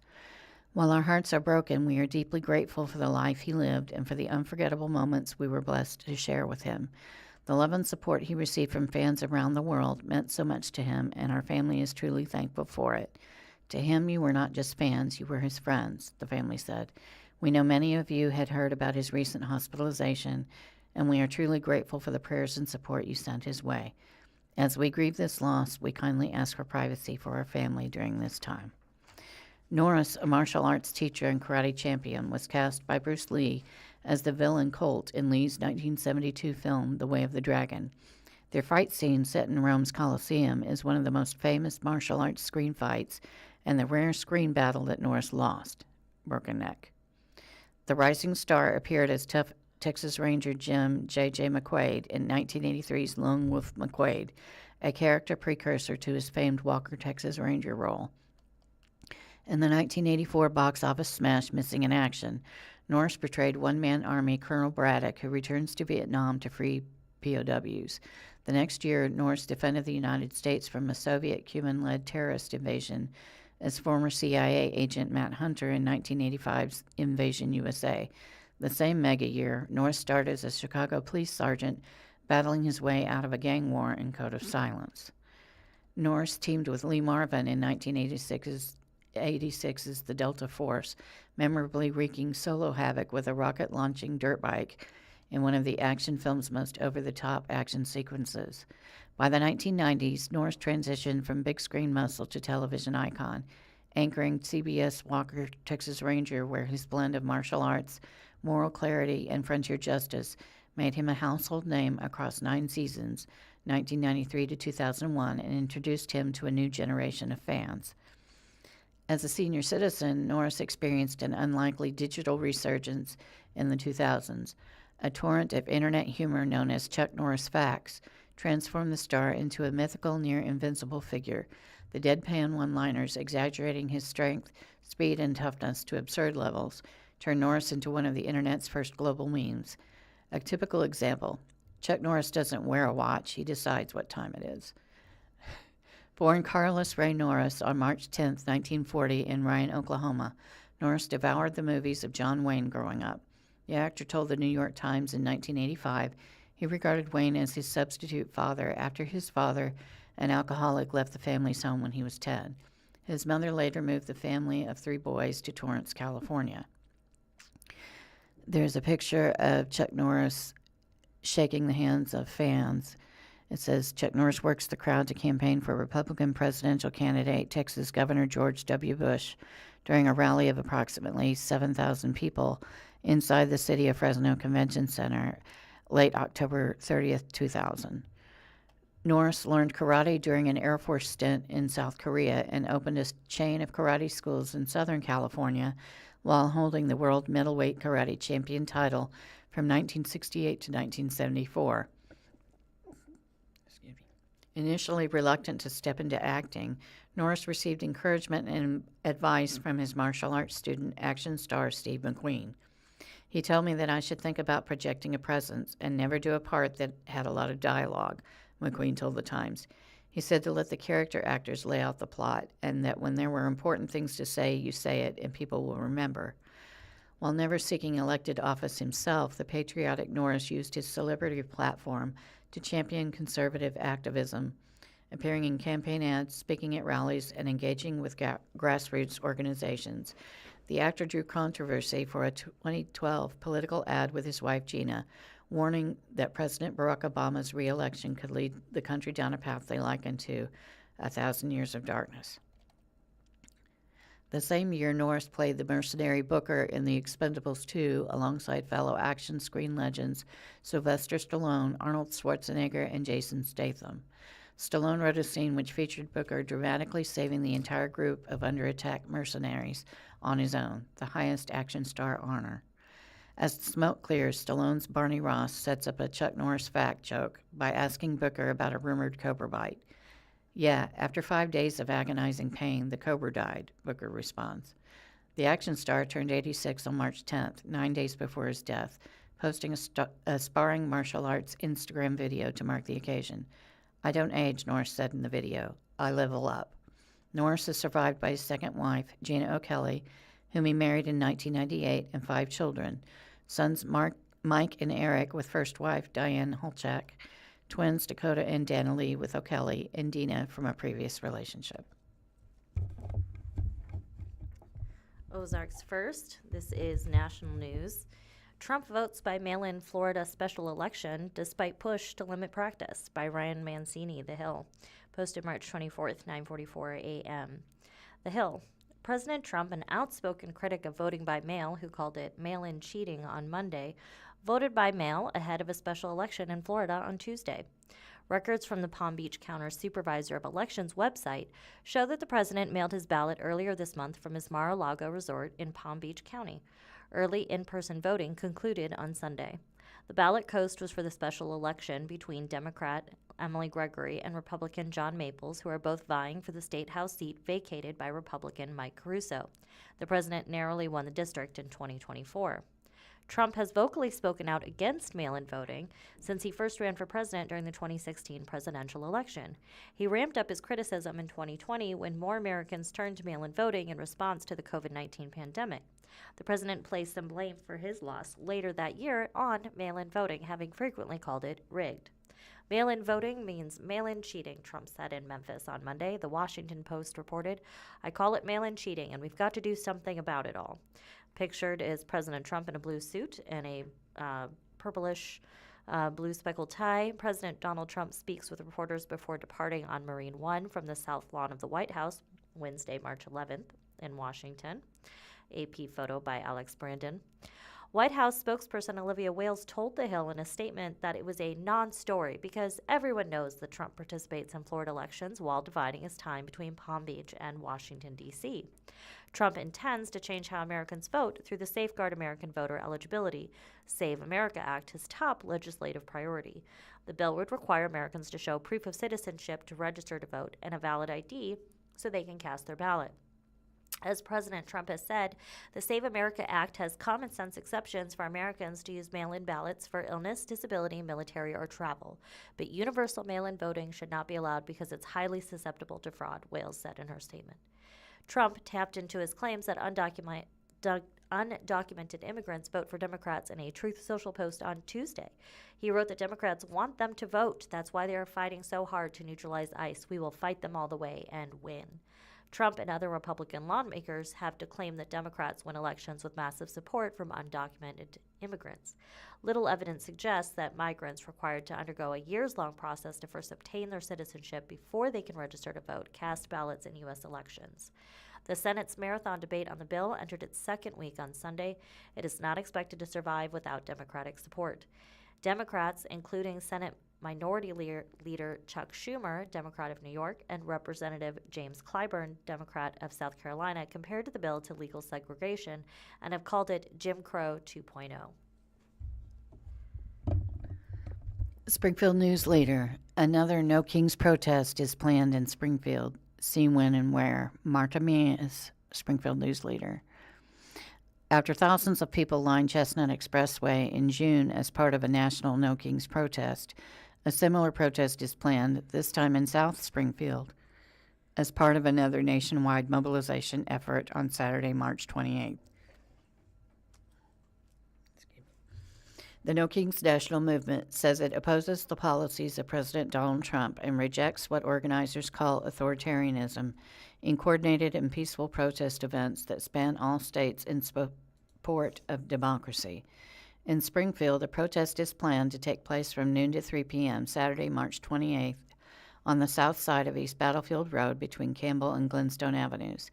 The local event is being organized by several community organizations, including Greater Springfield Indivisible, a local 50501 chapter, Show Me Community Peace of the Ozarks, and Community Together 417. There's a picture of people lining a street, lining Chestnut Expressway, holding protesting signs that say, "No kings and we will not be silenced." And the caption on the photo says an estimated 2,000 people lined Chestnut Expressway from Campbell Avenue to Benton Avenue on the morning of Saturday, June 14th, as part of a national No Kings protest. Additional events are planned across Missouri and the Ozarks. In total, more than 3,000 No Kings events are planned March 28th across the country, according to organizers. With every ICE raid, every escalation abroad, and every abuse of power at home, Americans are rising up in opposition to Trump's attempt to rule through fear and force. Each day, Trump crosses a new red line, and more people are deciding they've had enough, said Ezra Levin, co-executive of Indivisible, in a statement on the No Kings website. This is the third mass-scale protest day planned since Trump took office in 2025 for his second term. The one in June was followed by a second event in October. This is the first of the No Kings nationwide days of protest this year. Delta suspends special congressional desk service amid shutdown, by Sophie Brahms. The Hill, posted March 24th. The Hill, Delta Airlines is suspending its dedicated flight assistance service for members of Congress as airport security lines grow longer amid the ongoing partial government shutdown, according to the Atlanta Journal-Constitution. The decision comes days after the Senate unanimously approved a proposal to end the preferential treatment lawmakers receive at airports, including allowing them to skip the line at security checkpoints. Delta is headquartered in Atlanta, where officials at Hartsfield-Jackson International Airport, the world's busiest airport, have told passengers to allow at least 4 hours to pass through Transportation Security Administration, TSA, checkpoints for domestic and international flights due to current federal conditions. The Hill has reached out to Delta for further comment.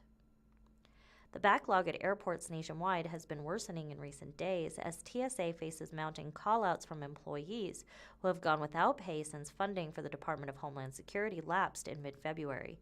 More than 400 TSA officers have quit the force altogether, according to DHS. Delta CEO Ed Bastian was one of several airline executives who signed an open letter to Congress earlier this month, calling for a bipartisan solution to ensure federal aviation workers are paid during potential future shutdowns. TSA officers just received $0 paychecks. That is simply unacceptable. It's difficult, if not impossible, to put food on the table, put gas in the car, and pay rent when you are not getting paid, the CEOs wrote. The staffing shortage has already prompted changes at some airports, such as closing checkpoints at certain terminals. Senior TSA officials have warned that the likelihood of more changes, include a potential pause in operations at smaller airports, increases with each day. This is going to get worse before it gets better, particularly if we don't have a resolution within the coming days and weeks. Deputy TSA Administrator Adam Stahl said during an appearance on News Nation last week. President Donald Trump has also announced over the weekend that he was deploying immigration and customs enforcement officers to multiple airports across the country to assist TSA operations. Republicans and Democrats remain deadlocked over DHS funding, with Democrats refusing to support any funding bill that does not include reforms to immigration and customs enforcement and customs border protection, ICE and CBP. Democrats have instead pushed for votes that would split off funding for TSA and other agencies not responsible for immigration enforcement, but Republicans have repeatedly blocked those efforts as they claim their counterparts for the strain on air travel. This is from the Springfield News-Leader. It says, Master Gardener talks wood chips, pest traps, and trench composting. Helen Vanilla, Master Gardeners of Greene County, special to the News-Leader. Is it okay to use fresh wood chips in my perennial flower beds? In general, fresh wood chips are fine to use on the surface of a perennial bed as a top dressing. It is not good to mix fresh chips into the soil until they've been composted for a couple of years, as the decomposing wood chips will tie up nitrogen for a while during the process. Wood chips used on the surface as mulch will not significantly deplete the nitrogen levels. Mulch can be applied at a depth of 2 to 4 inches, sometimes sometimes as deep as 6 inches, keeping the mulch pulled away from the base of the plants. To safely incorporate wood chips into the soil, it is recommended to compost them for a period of 9 to 13 months in a hot compost pile that is turned frequently. Passive composting in a pile could take up to 2 years. In the past, I've used wood chips for pathways for 2 to 3 years, then transferred the old chips to garden beds. Fresh wood chips, especially if incorporated into the soil, should be avoided in a vegetable garden because the depletion of nitrogen could be significant and require the addition of supplemental nitrogen. It is also best to avoid chips from diseased trees and from certain trees that contain allelopathic compounds. Such trees as black walnut, cedar, and eucalyptus contain compounds that inhibit growth in other plants around them. What is trap cropping? Trap cropping involves planting certain plant species or varieties to attract pests away from a more desirable cash crop, often referred to as perimeter trap cropping. This is a form of companion planting and allows targeted pest management, keeping most of the pests away from the more desirable crop. Isolating the pests to one area allows targeted pest management by use of pesticides or physical removal. This method is best for mobile pests and is part of integrated pest management, IPM. Blue Hubbard squash is often used as a trap crop for other varieties of squash, being more attractive to squash bugs and squash vine borers. Other examples include nasturtiums, which attract aphids, whiteflies, and cabbage moths, mustard greens and radish, which attract flea beetles, and sunflowers, which are good traps for stink bugs and leaf-footed bugs. What is trench composting? Trench composting is a simple, low-maintenance, and efficient method to deal with kitchen scraps and organic garden waste. The method involves digging a trench 12 to 18 inches deep, placing the materials, and covering them with dirt. Most kitchen scraps, including eggshells, are fine, but meats, dairy, or oily materials should be avoided. This anaerobic method eliminates odors, keeps out pests, and creates new rich soil where it is needed. Another plus of this method is that there is no need to turn as in a more conventional compost pile. Fall or winter is a good time to utilize this method so that the materials are composted by spring, but can be utilized anytime necessary. Readers can pose questions or get more information by calling 417-874-2963 and talking to one of the trained volunteers staffing the Master Gardener Hotline at the University of Missouri Extension Center in Greene County, located inside the Botanical Center, 2400 South Scenic Avenue, Springfield, Missouri, 65807. Ozarks first. Wrecked semi full of tofu on I-44 is sat for 3 weeks in Missouri by Jesse Inman. Posted March 23rd at 12:15 p.m.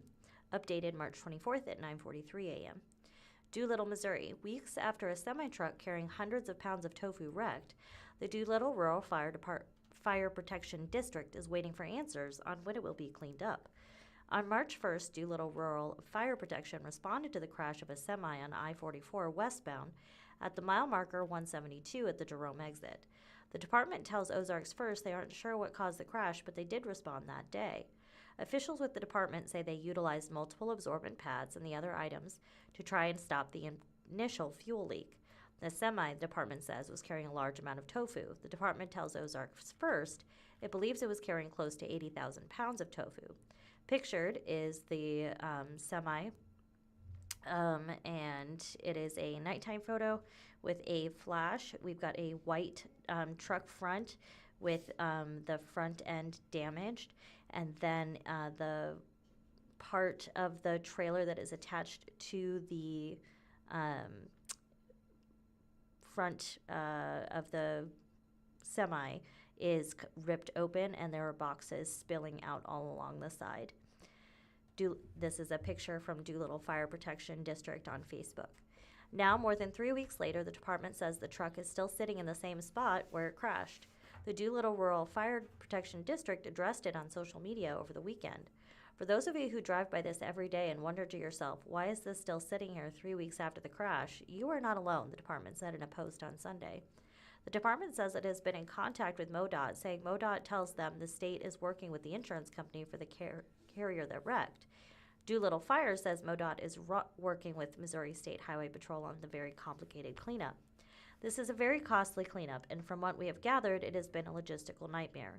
We have been given the runaround while attempting to recoup the costs that our department ended during the response and initial cleanup, says Doolittle Fire on social media. They also stated the Department of Natural Resources is monitoring the situation. Pictured now is the Facebook post from Doolittle Rural Fire Protection District yesterday at 11:33 a.m. is when it says. I don't know when it was screenshot, but it says yesterday at 11:33 a.m. For those of you who drive by this every day and wonder to yourself why this is still sitting here, 3 weeks after the crash, you are not alone. We have been in contact with MoDOT, and they have stated that their team is working on it with the insurance company for the carrier. This is a very costly cleanup, and from what we have gathered, it has been a logistical nightmare. We have been given the runaround while attempting to recoup the costs that our department endured during the response and initial cleanup. MoDOT's statewide safety and emergency management director is working with the Missouri State Highway Patrol and other state agencies on the removal. Also, in case you were wondering, tofu tends to sink pretty bad after sitting out for 3 weeks, and then there are 4 throwing up emojis. MoDOT Central District Communications Manager Marsha Johnson tells Ozarks First the process of removing the semi is planned to begin sometime at the end of this week. The state has been working with the insurance provider of the tractor-trailer operator. A towing company will be coordinating the cleanup and removal effort. When Doolittle Rural Fire Protection District was contacted about the cause of the accident, they did not have the information on how it happened. However, officials said the driver of the semi had been involved in a separate accident prior to the wreck on I-44 the same day of this crash. According to the department, the driver had jackknifed the semi earlier in the day on March 1st on a state highway just north of Rolla 3 hours prior, about 12 miles away. Apart from wrecked semis sitting below the bridge on I-44, the fire department says the stench is a separate issue. Also, in case you were wondering, tofu tends to stink pretty bad after sitting out for 3 weeks, the department says on social media. This is from the Springfield Daily Citizen. It's an opinion. The Oracle says the Earth needs a captain. Could artificial intelligence, combined with a strong leader and a human adaptability, give us the means to manage the Earth back to health? By Dan Childs. And there's a picture of Earth from space. This is a true color photo of Earth taken from the GOES 16 satellite on July 26, 2022. Mighty winds have pushed huge trees across the Hobbit Trail that leads to the cave home of the Oracle. I clamber over dying giants, thinking how the crazy weather punishes our native plants and all the nearby critters, seen and unseen. I settle into my folding chair and wait. The Ozarks Oracle murmurs softly from the mouth of her ancient Ozarks Dolomite cave, and Dan Childs is her humble scribe. It's a picture of Dan Childs with a dark gray shirt and a gray baseball cap in front of a cave. She streams cool water from recent rains to accompany tiny insects happy to be flitting about on a weirdly warm late winter day. The broken and busted trees remind me of our changing world. Disruption, chaos, upheaval. She can relate. 8 million humans on one tiny planet, or 8 billion, humans on one tiny planet, she says. Who's in charge? And I realize, nobody. Humans have traveled over water for 50,000 years. 90% of our commerce moves on boats, and regardless of size or shape, all share a common characteristic. Someone is in charge, a person called the captain. We've learned that when on a perilous journey with lives at stake and valuable cargo on board, someone has to be responsible. All our science fiction spaceships have captains. The storm-tossed minnow on Gilligan's Island had a captain. All of us are crowded on a single thin layer of soil over rock, protected by a magnetic field and razor-thin layers of atmosphere. Bucky Fuller noted, we all live on a spaceship hurtling through space with a speedometer pegged at 67,000 miles per hour. There isn't a port or habitation in sight for trillions of miles, and nobody's in charge. Meanwhile, the passengers and crew are looting the food and party supplies. We rampage through the engine room, starting fires and poking holes in the observation windows. Liars and malcontents hold rallies while the upper decks pamper the super-rich with a champagne and cocaine lifestyle, burning bright day and night. This Earth ship needs a captain. I say. Someone hired to keep everyone safe from the dead zone that surrounds us. The oracle pauses with the world-weary look she has mastered. We had one before you arrived, she says, referring to me as the class representative of a recently arrived life form. The Earth, she notes, is a self-regulating, cooperative living organism. And there's another picture of the Earth view taken during ISS Expedition 55. Nature managed the successful spread of Luca, last universal common ancestor of all life, across the planet, while using it to shape titanic geological processes to keep the planet in a steady state for billions of years. I mention a few bumps along the way: mass extinctions, supervolcanoes, world-shattering meteorites, glaciers miles thick, and continents tossed around like cornhole bags. Oh, that, she said. Over millions of years, we keep our planet home, regenerating and self-regulating. Sometimes we overheat the planet to get rid of troublesome infections. She pauses to let that sink in. I sit squirming and warming in my chair. Well, sorry, I said. Humans are an unruly clump of hungry, curious, fornicating, short-lived libertarians. We blink in and out of existence like Roman candles, leaving smoke, debris, and carbon behind. It's our nature. She's quiet, listening to the smarty pants trying to explain how any human could possibly understand the trillion data points required to manage the planet hurtling through space. I explain. Renegade scientists posit we are living in a computer simulation like the Matrix. Quantum computers using 2D projectors form our 3D reality for the amusement of energy drink-sipping programmers hiding in the fourth dimension. How else to explain this astonishing triple event? Number one, the coordinated arrival of superintelligent, possibly conscious, certainly sentient machine intelligence in the middle of a number two looming global warming catastrophe, and number three, the antics of a golden-haired president who seems to think he controls the world. These alien programmers act like Game of Thrones writers. Every month, they throw their characters into new and tumultuous, death-defying predicaments to keep the audience amused. I'm not amused, she said. AI could be a powerful tool for our planet captain. But you get my point, I hoped. Right now, artificial intelligence is wiping out millions of jobs that formerly required human brains. Our free market demands heads for profits, but the social changes that will result are a Pandora's box. Our consolation prize is a powerful new tool to give our planet captain the means to manage the Earth back to health without having to go through millions of years of gruesome planetary self-correction. Nature will clean up your messes, she reminds me, although her calendar app covers billions of years. 10 minutes ago, you guys invented AI, and now you want to put it in charge of the planet? The brilliant green tide of invasive hemlock creeping outside her cave entrance ripples with a windy harumph. What can go wrong? Oh, I said, we know that from 1,000 science fiction stories. What can go right is human adaptability. The super rich and survivalist weirdos can drink toxic Kool-Aid, live in caves, or escape to Mars when the worst happens. But the rest of us should hire someone competent to captain the ship while we man the seafood buffet and karaoke stage. My folding chair squeaks as I wave my arms, trying to make sense. Artificial intelligence can't operate without humans. The AI playbook is not concentration camps, but reward programs similar to the small d democracy of pirate ships. Pirate captains were appointed and obeyed as long as they kept the crew alive and satisfied. Humans fear mad rulers because we see them, and we can't see carbon pollution, so we ignore it. But now the civilization-busting impact of planet warming is becoming clearer. And I believe after we've waited until the last possible minute, even countries that hate each other will agree on one captain to fix the mess with AI as the first mate. Fine, she said. Bring your computer toys to the task and elect your new captain. She must understand I am the decider, and she will need humility, compassion, and sacrifice for the common good. Or the ancient tools of creative destruction are your painful alternative. The cranky polar vortex interrupts our visit with bone-chilling gusts from the Arctic.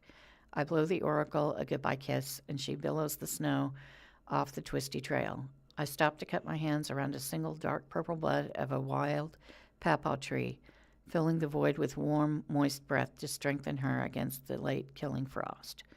Dan Childs, the Ozarks Oracle, speaks from the portal of an ancient cave and makes bold predictions for the future of our region. Her scribe, Dan Childs, is also ancient.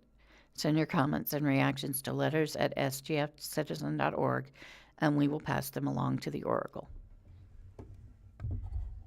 Ozarks First, MoDOT gives update on Chestnut Expressway as drivers experience rough road conditions by Michael McLaughlin. Updated March 23rd at 10:43 p.m. Excuse me. In Springfield, Missouri, a bumpy ride is expected to be finished soon for drivers taking the Chestnut Expressway in Springfield. Construction on the road between Hasseltine Road and Glenstone Avenue, which has been stripped down to a rough texture. People tell me it makes their driving uncomfortable. It's definitely torn up, said Nels Siebold. I tend to go a little bit slower, and it is kind of bumpy. It's been tough to even know if I'm going to be able to get through every time, said Azzy Smith. It's not been fun, and it's jolting my car around quite a bit. A Missouri-Dot spokesperson tells Ozarks First that contractor crews will continue road repairs for the next 2 nights on Tuesday, March 24th and Wednesday, March 25th. After that, they will start installing the new driving service beginning the night of March 29th. Weather conditions could have an effect on the timeline. As of right now, it remains unchanged. Howell County's Sheriff's Office seizes nearly 1 pound of meth in West Plains by Doreen Banima Abaya, posted March 24th at 10:47 a.m. West Plains, Missouri, a 3-month narcotics investigation led to the seizure of nearly 1 pound of methamphetamine and the arrest of a West Plains man during a search warrant operation Tuesday, according to the Howell County Sheriff's Office. Deputies with the Sheriff's Office working alongside the South Central Drug Task Force and a West Plains Police Department narcotics detective executed the warrant around 3 p.m. on March 17th at a residence in West Plains. The investigation began in January and focused on 67-year-old Herbert O. Palmer, who says authorities has an extensive criminal history and was on parole at the time. Investigators said Palmer continued distributing large quantities of methamphetamine throughout West Plains and Howell County despite his recent release from the Missouri Department of Corrections. His home is located near a local school district and bus barn, which officials said heightened the risk to the community. Pictured is Herbert O. Palmer in his mugshot. He has the background for his height, and he has tousled long gray hair, a bit scruffy, and wearing an orange t-shirt. During the search, deputies recovered approximately 416.5 grams, nearly 1 pound of methamphetamine. Some of the drugs were individually packaged, which investigators said indicated active distribution. Deputies also seized about 12 grams of psilocybin mushrooms, dozens of plastic baggies, a digital scale, and 2 glass pipes. Pictured is all of the paraphernalia from Howell County Sheriff's Office. There is one on the left that has the Howell County Sheriff's Office logo, along with the paraphernalia of baggies. In the middle is a Ziploc bag filled with white powderish things that is the methamphetamine, and then to the right is a baggie of psilocybin mushrooms and a smoking device on the left inside of a green container, zipped container. Palmer was arrested and charged with first-degree drug trafficking, a Class A felony, possession of a controlled substance, a Class D felony, and keeping or maintaining a public nuisance, a Class E felony. He is being held on $50,000 cash or surety bond. A parole detainer has also been issued, and authorities said he will be returned to the Missouri Department of Corrections. Sheriff Matt Roberts said the case underscores the importance of the county's partnership with the South Central Drug Task Force, noting that having a full-time deputy assigned to the unit has strengthened intelligence sharing and investigations.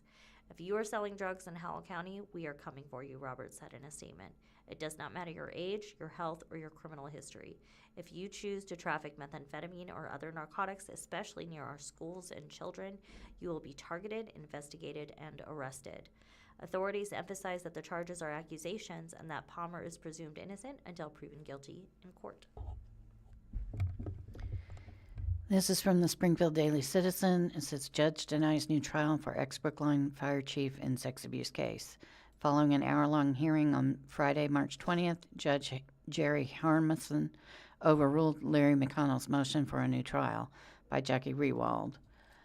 There's a picture of defendant Larry McConnell, gray hair and blue and white striped button-down shirt. He listens to a witness during the second day of testimony of his trial on Thursday, January 29th, 2026 in Springfield. Despite his attorney's arguments that the jury saw prohibited evidence, the former Brookline fire chief who was found guilty of sexually abusing a teenage girl will not be getting a new trial. Larry McConnell, 76, was found guilty of 1 count of statutory sodomy and 1 count of second-degree rape by a Greene County jury in January. Following the trial, Judge Jerry Harmison overruled the defense's motion for a mistrial and set a motion hearing for a new trial, which took place on Friday, March 20th. At that hour-long hearing, McConnell's attorneys, Adam Woody and Ty Harden, argued their client deserved a new trial because the jury likely watched a portion of an interrogation video that was supposed to be edited out. In the end, Harmison overruled the defense's motion for a new trial and set McConnell's sentencing date for May 18th. Victim was junior cadet with the fire department. The victim, who attended the March 20th motion hearing, was a volunteer junior cadet with the Brookline Fire Department in 2016 when the sexual abuse happened, and was sometimes hired by McConnell to do work around his farm and to take care of McConnell's ailing wife. McConnell had been charged with 3 counts of second-degree statutory sodomy and 1 count of second-degree rape. The jury convicted him of only 1 of those statutory sodomy charges, as well as the rape charge. There's a picture of defense attorney Adam Woody. He has a green tie with a white shirt and a navy blue blazer. The statutory sodomy charges stemmed from alleged sexual abuse that would have occurred between December 26, 2015 and March 1st, 2016, when the girl was 16 years old. The jury found McConnell guilty of placing his hand on the victim's vagina during that time period. The jury found McConnell not guilty of 2 other sex crimes during that time period. The rape charge stemmed from when the girl was 17. What was in the unedited video? The 3-day trial held in Judge Jerry Harmison's courtroom earlier this year was the second time McConnell stood trial on these charges. McConnell was found guilty on all counts in a bench trial in 2019 and was sentenced to 10 years in prison.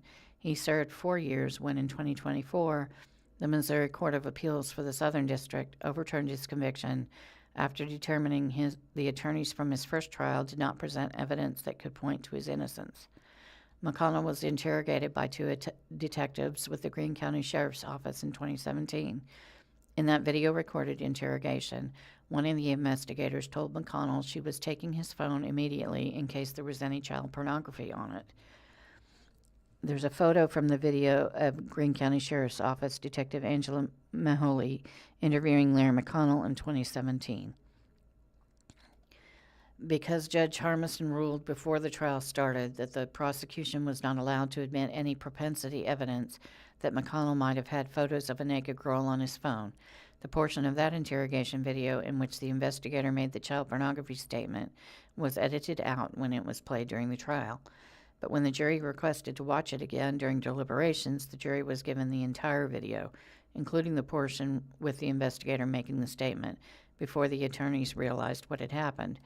There is no question the jury received unauthorized evidence, Woody said on Friday. Because that went back to the jury during deliberations, the only remedy as we sit here today is to order a new trial.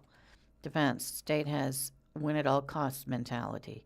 Woody reminded Harmison about McConnell's first trial in his arguments on Friday and accused prosecutors of having a win-at-all-costs mentality when it comes to convicting McConnell. According to McConnell's attorneys, no evidence of child pornography was found on McConnell's phone. However, Woody accused prosecutors of hinting at its existence during the trial. For some reason, they are just hung up on this theme of child pornography, and they have been since day one. And the problem is we know there was not child pornography found on any of his devices, Woody said. The state was just trying throughout this trial to inject this issue of child pornography. There's a picture of Judge Jerry A. Harmison in his courtroom, defense attorney Adam Woody as questioning Larry McConnell. Woody argued there was reasonable probability that the jury being exposed to the full interrogation video affected the outcome of the trial, which was close. Woody called it a 50-50 case at best.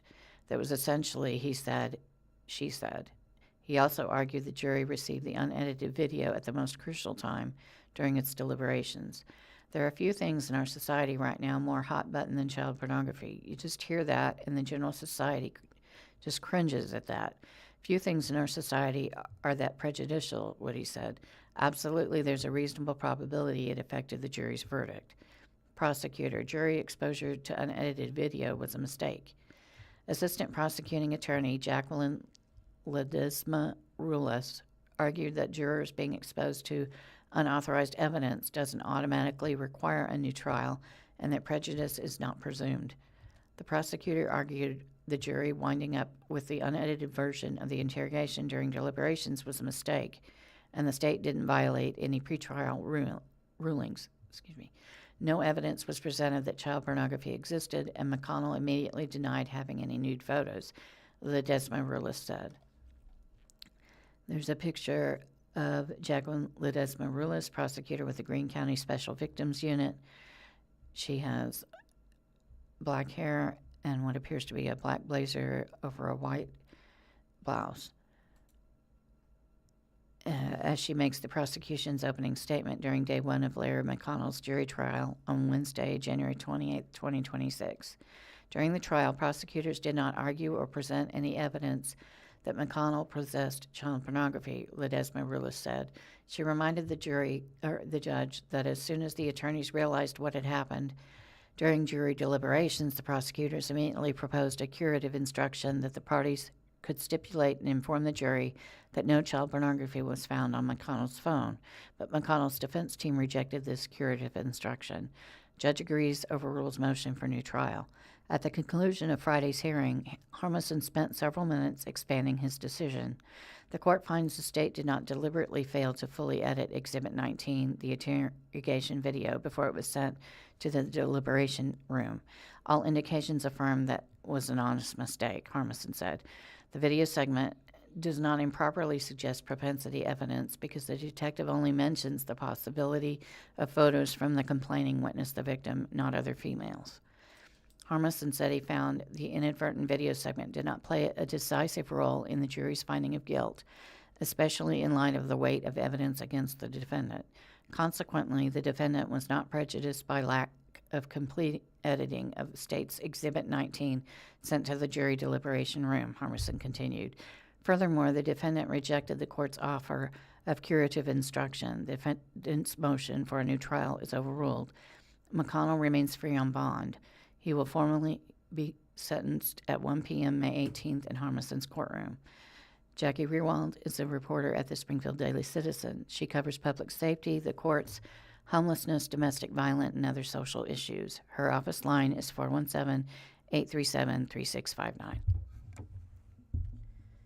Asia boosts coal use as Iran's war squeezes global LNG supplies. This is from the Finance and Business section of Ozarks First by Anton L. Delgado and Anaruda Gozel, Associated Press, posted March 24th at 11:10 a.m. Bangkok, Associated Press. Asian countries are turning to coal as the Iran war disrupts oil and gas shipments. The continent is exposed because it relies on imported fuel, much of it passing through the Strait of Hormuz, a choke point for about a fifth of global oil and natural gas trade. LNG is a natural gas cooled to liquid form for easy storage and transport. It has been promoted as a bridge fuel in the shift from oil and coal to cleaner energy sources. The U.S. has sought to expand exports of LNG across Asia. It burns cleaner than coal but still emits climate change-causing gases, especially methane. The war has countries shifting back to coal to cover LNG shortfalls. India is burning more coal to meet higher summer demand. South Korea has lifted caps on electricity from coal. Indonesia is prioritizing its domestic supply. Thailand, the Philippines, and Vietnam are boosting coal-fired power. Burning more coal risks worsening smog in major cities, slowing the transition to renewable energy and increasing the region's planet-warming emissions. Coal is a short-term fix, experts say, while renewables are the long-term solution. Continued reliance on coal exposes Asia to future shocks, said Julia Skorupska of the Global Coalition Powering Past Coal Alliance. This is the kind of crisis is a real sort of warning, she said. Rising demand drives Asia back to coal. Coal is integral to Asia's emergency energy plans. Its wide availability in Asia makes it the difficult backup when renewables or gas falls short, said Sandeep Pai, an energy expert at Duke University. China, the top coal consumer and producer, has built record coal power generating capacity since 2021 to improve its energy security. Its national policy calls for continued use of coal, even as its vast clean energy capacity offers some relief. India, the second largest coal consumer and producer, is bracing for a scorching summer and will rely more on coal to meet peak demand of 270 gigawatts, nearly twice the electricity Spain can produce. It has enough coal for about 3 months, with some stockpiles earmarked for small businesses. 2 Indian liquefied petroleum gas shipments totaling more than 92,700 tons recently made it through the Strait of Hormuz.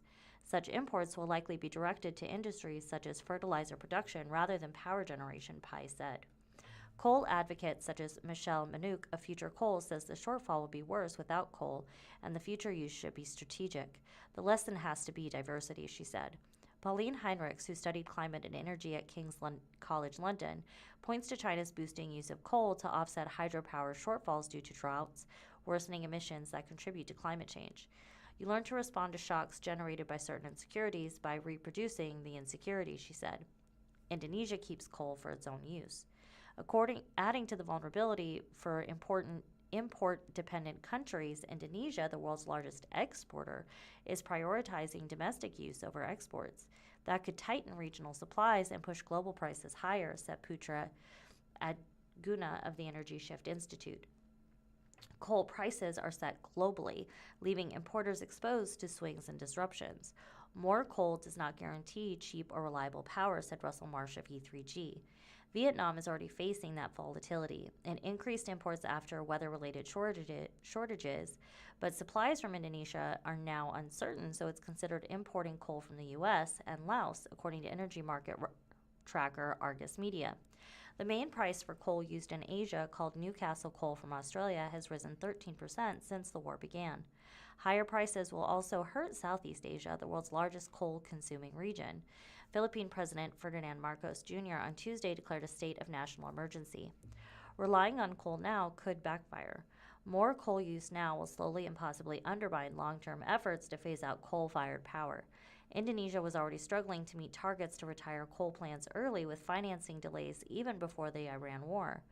Coal power in Indonesia was 48% more expensive in 2024 than in 2020 due to aging plants and higher costs, according to the U.S.-based Institute for Energy Economics and Financial Analysis, or IEEFA. Subsidies to the national utility rose 24% to $11 billion, about 5% of the national budget. Jakarta has promoted use of LNG to ease a shift from coal, but the renewed coal use sends a signal that switching to gas is not as easy as it sounds, Adguna said.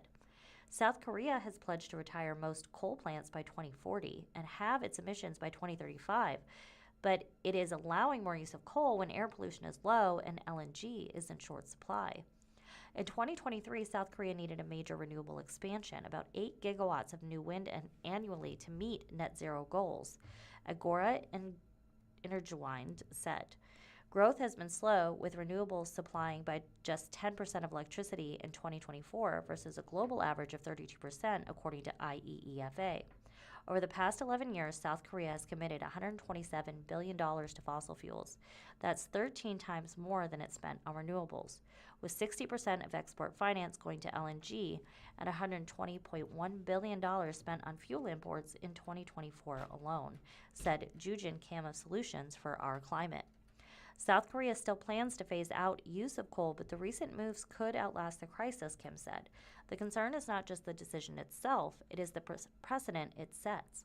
For countries with limited coal like Thailand, the impact on electricity prices would be minimal, as coal accounts for too small a share of capacity, said Jitsai Santaputra of the Lantau Group. Domestic coal makes up less than 10% of the Thai energy mix. Coal brings dirtier air.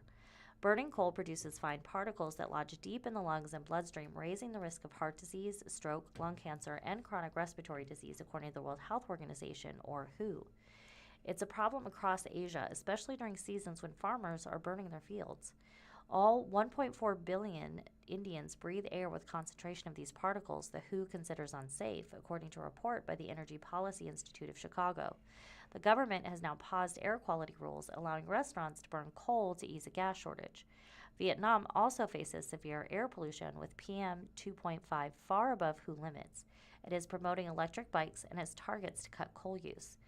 Lan Nguyen, a shop owner in Hanoi, said she knows coal is essential for electricity right now, but worries for her asthmatic son's health. I worry for my son's lungs every day.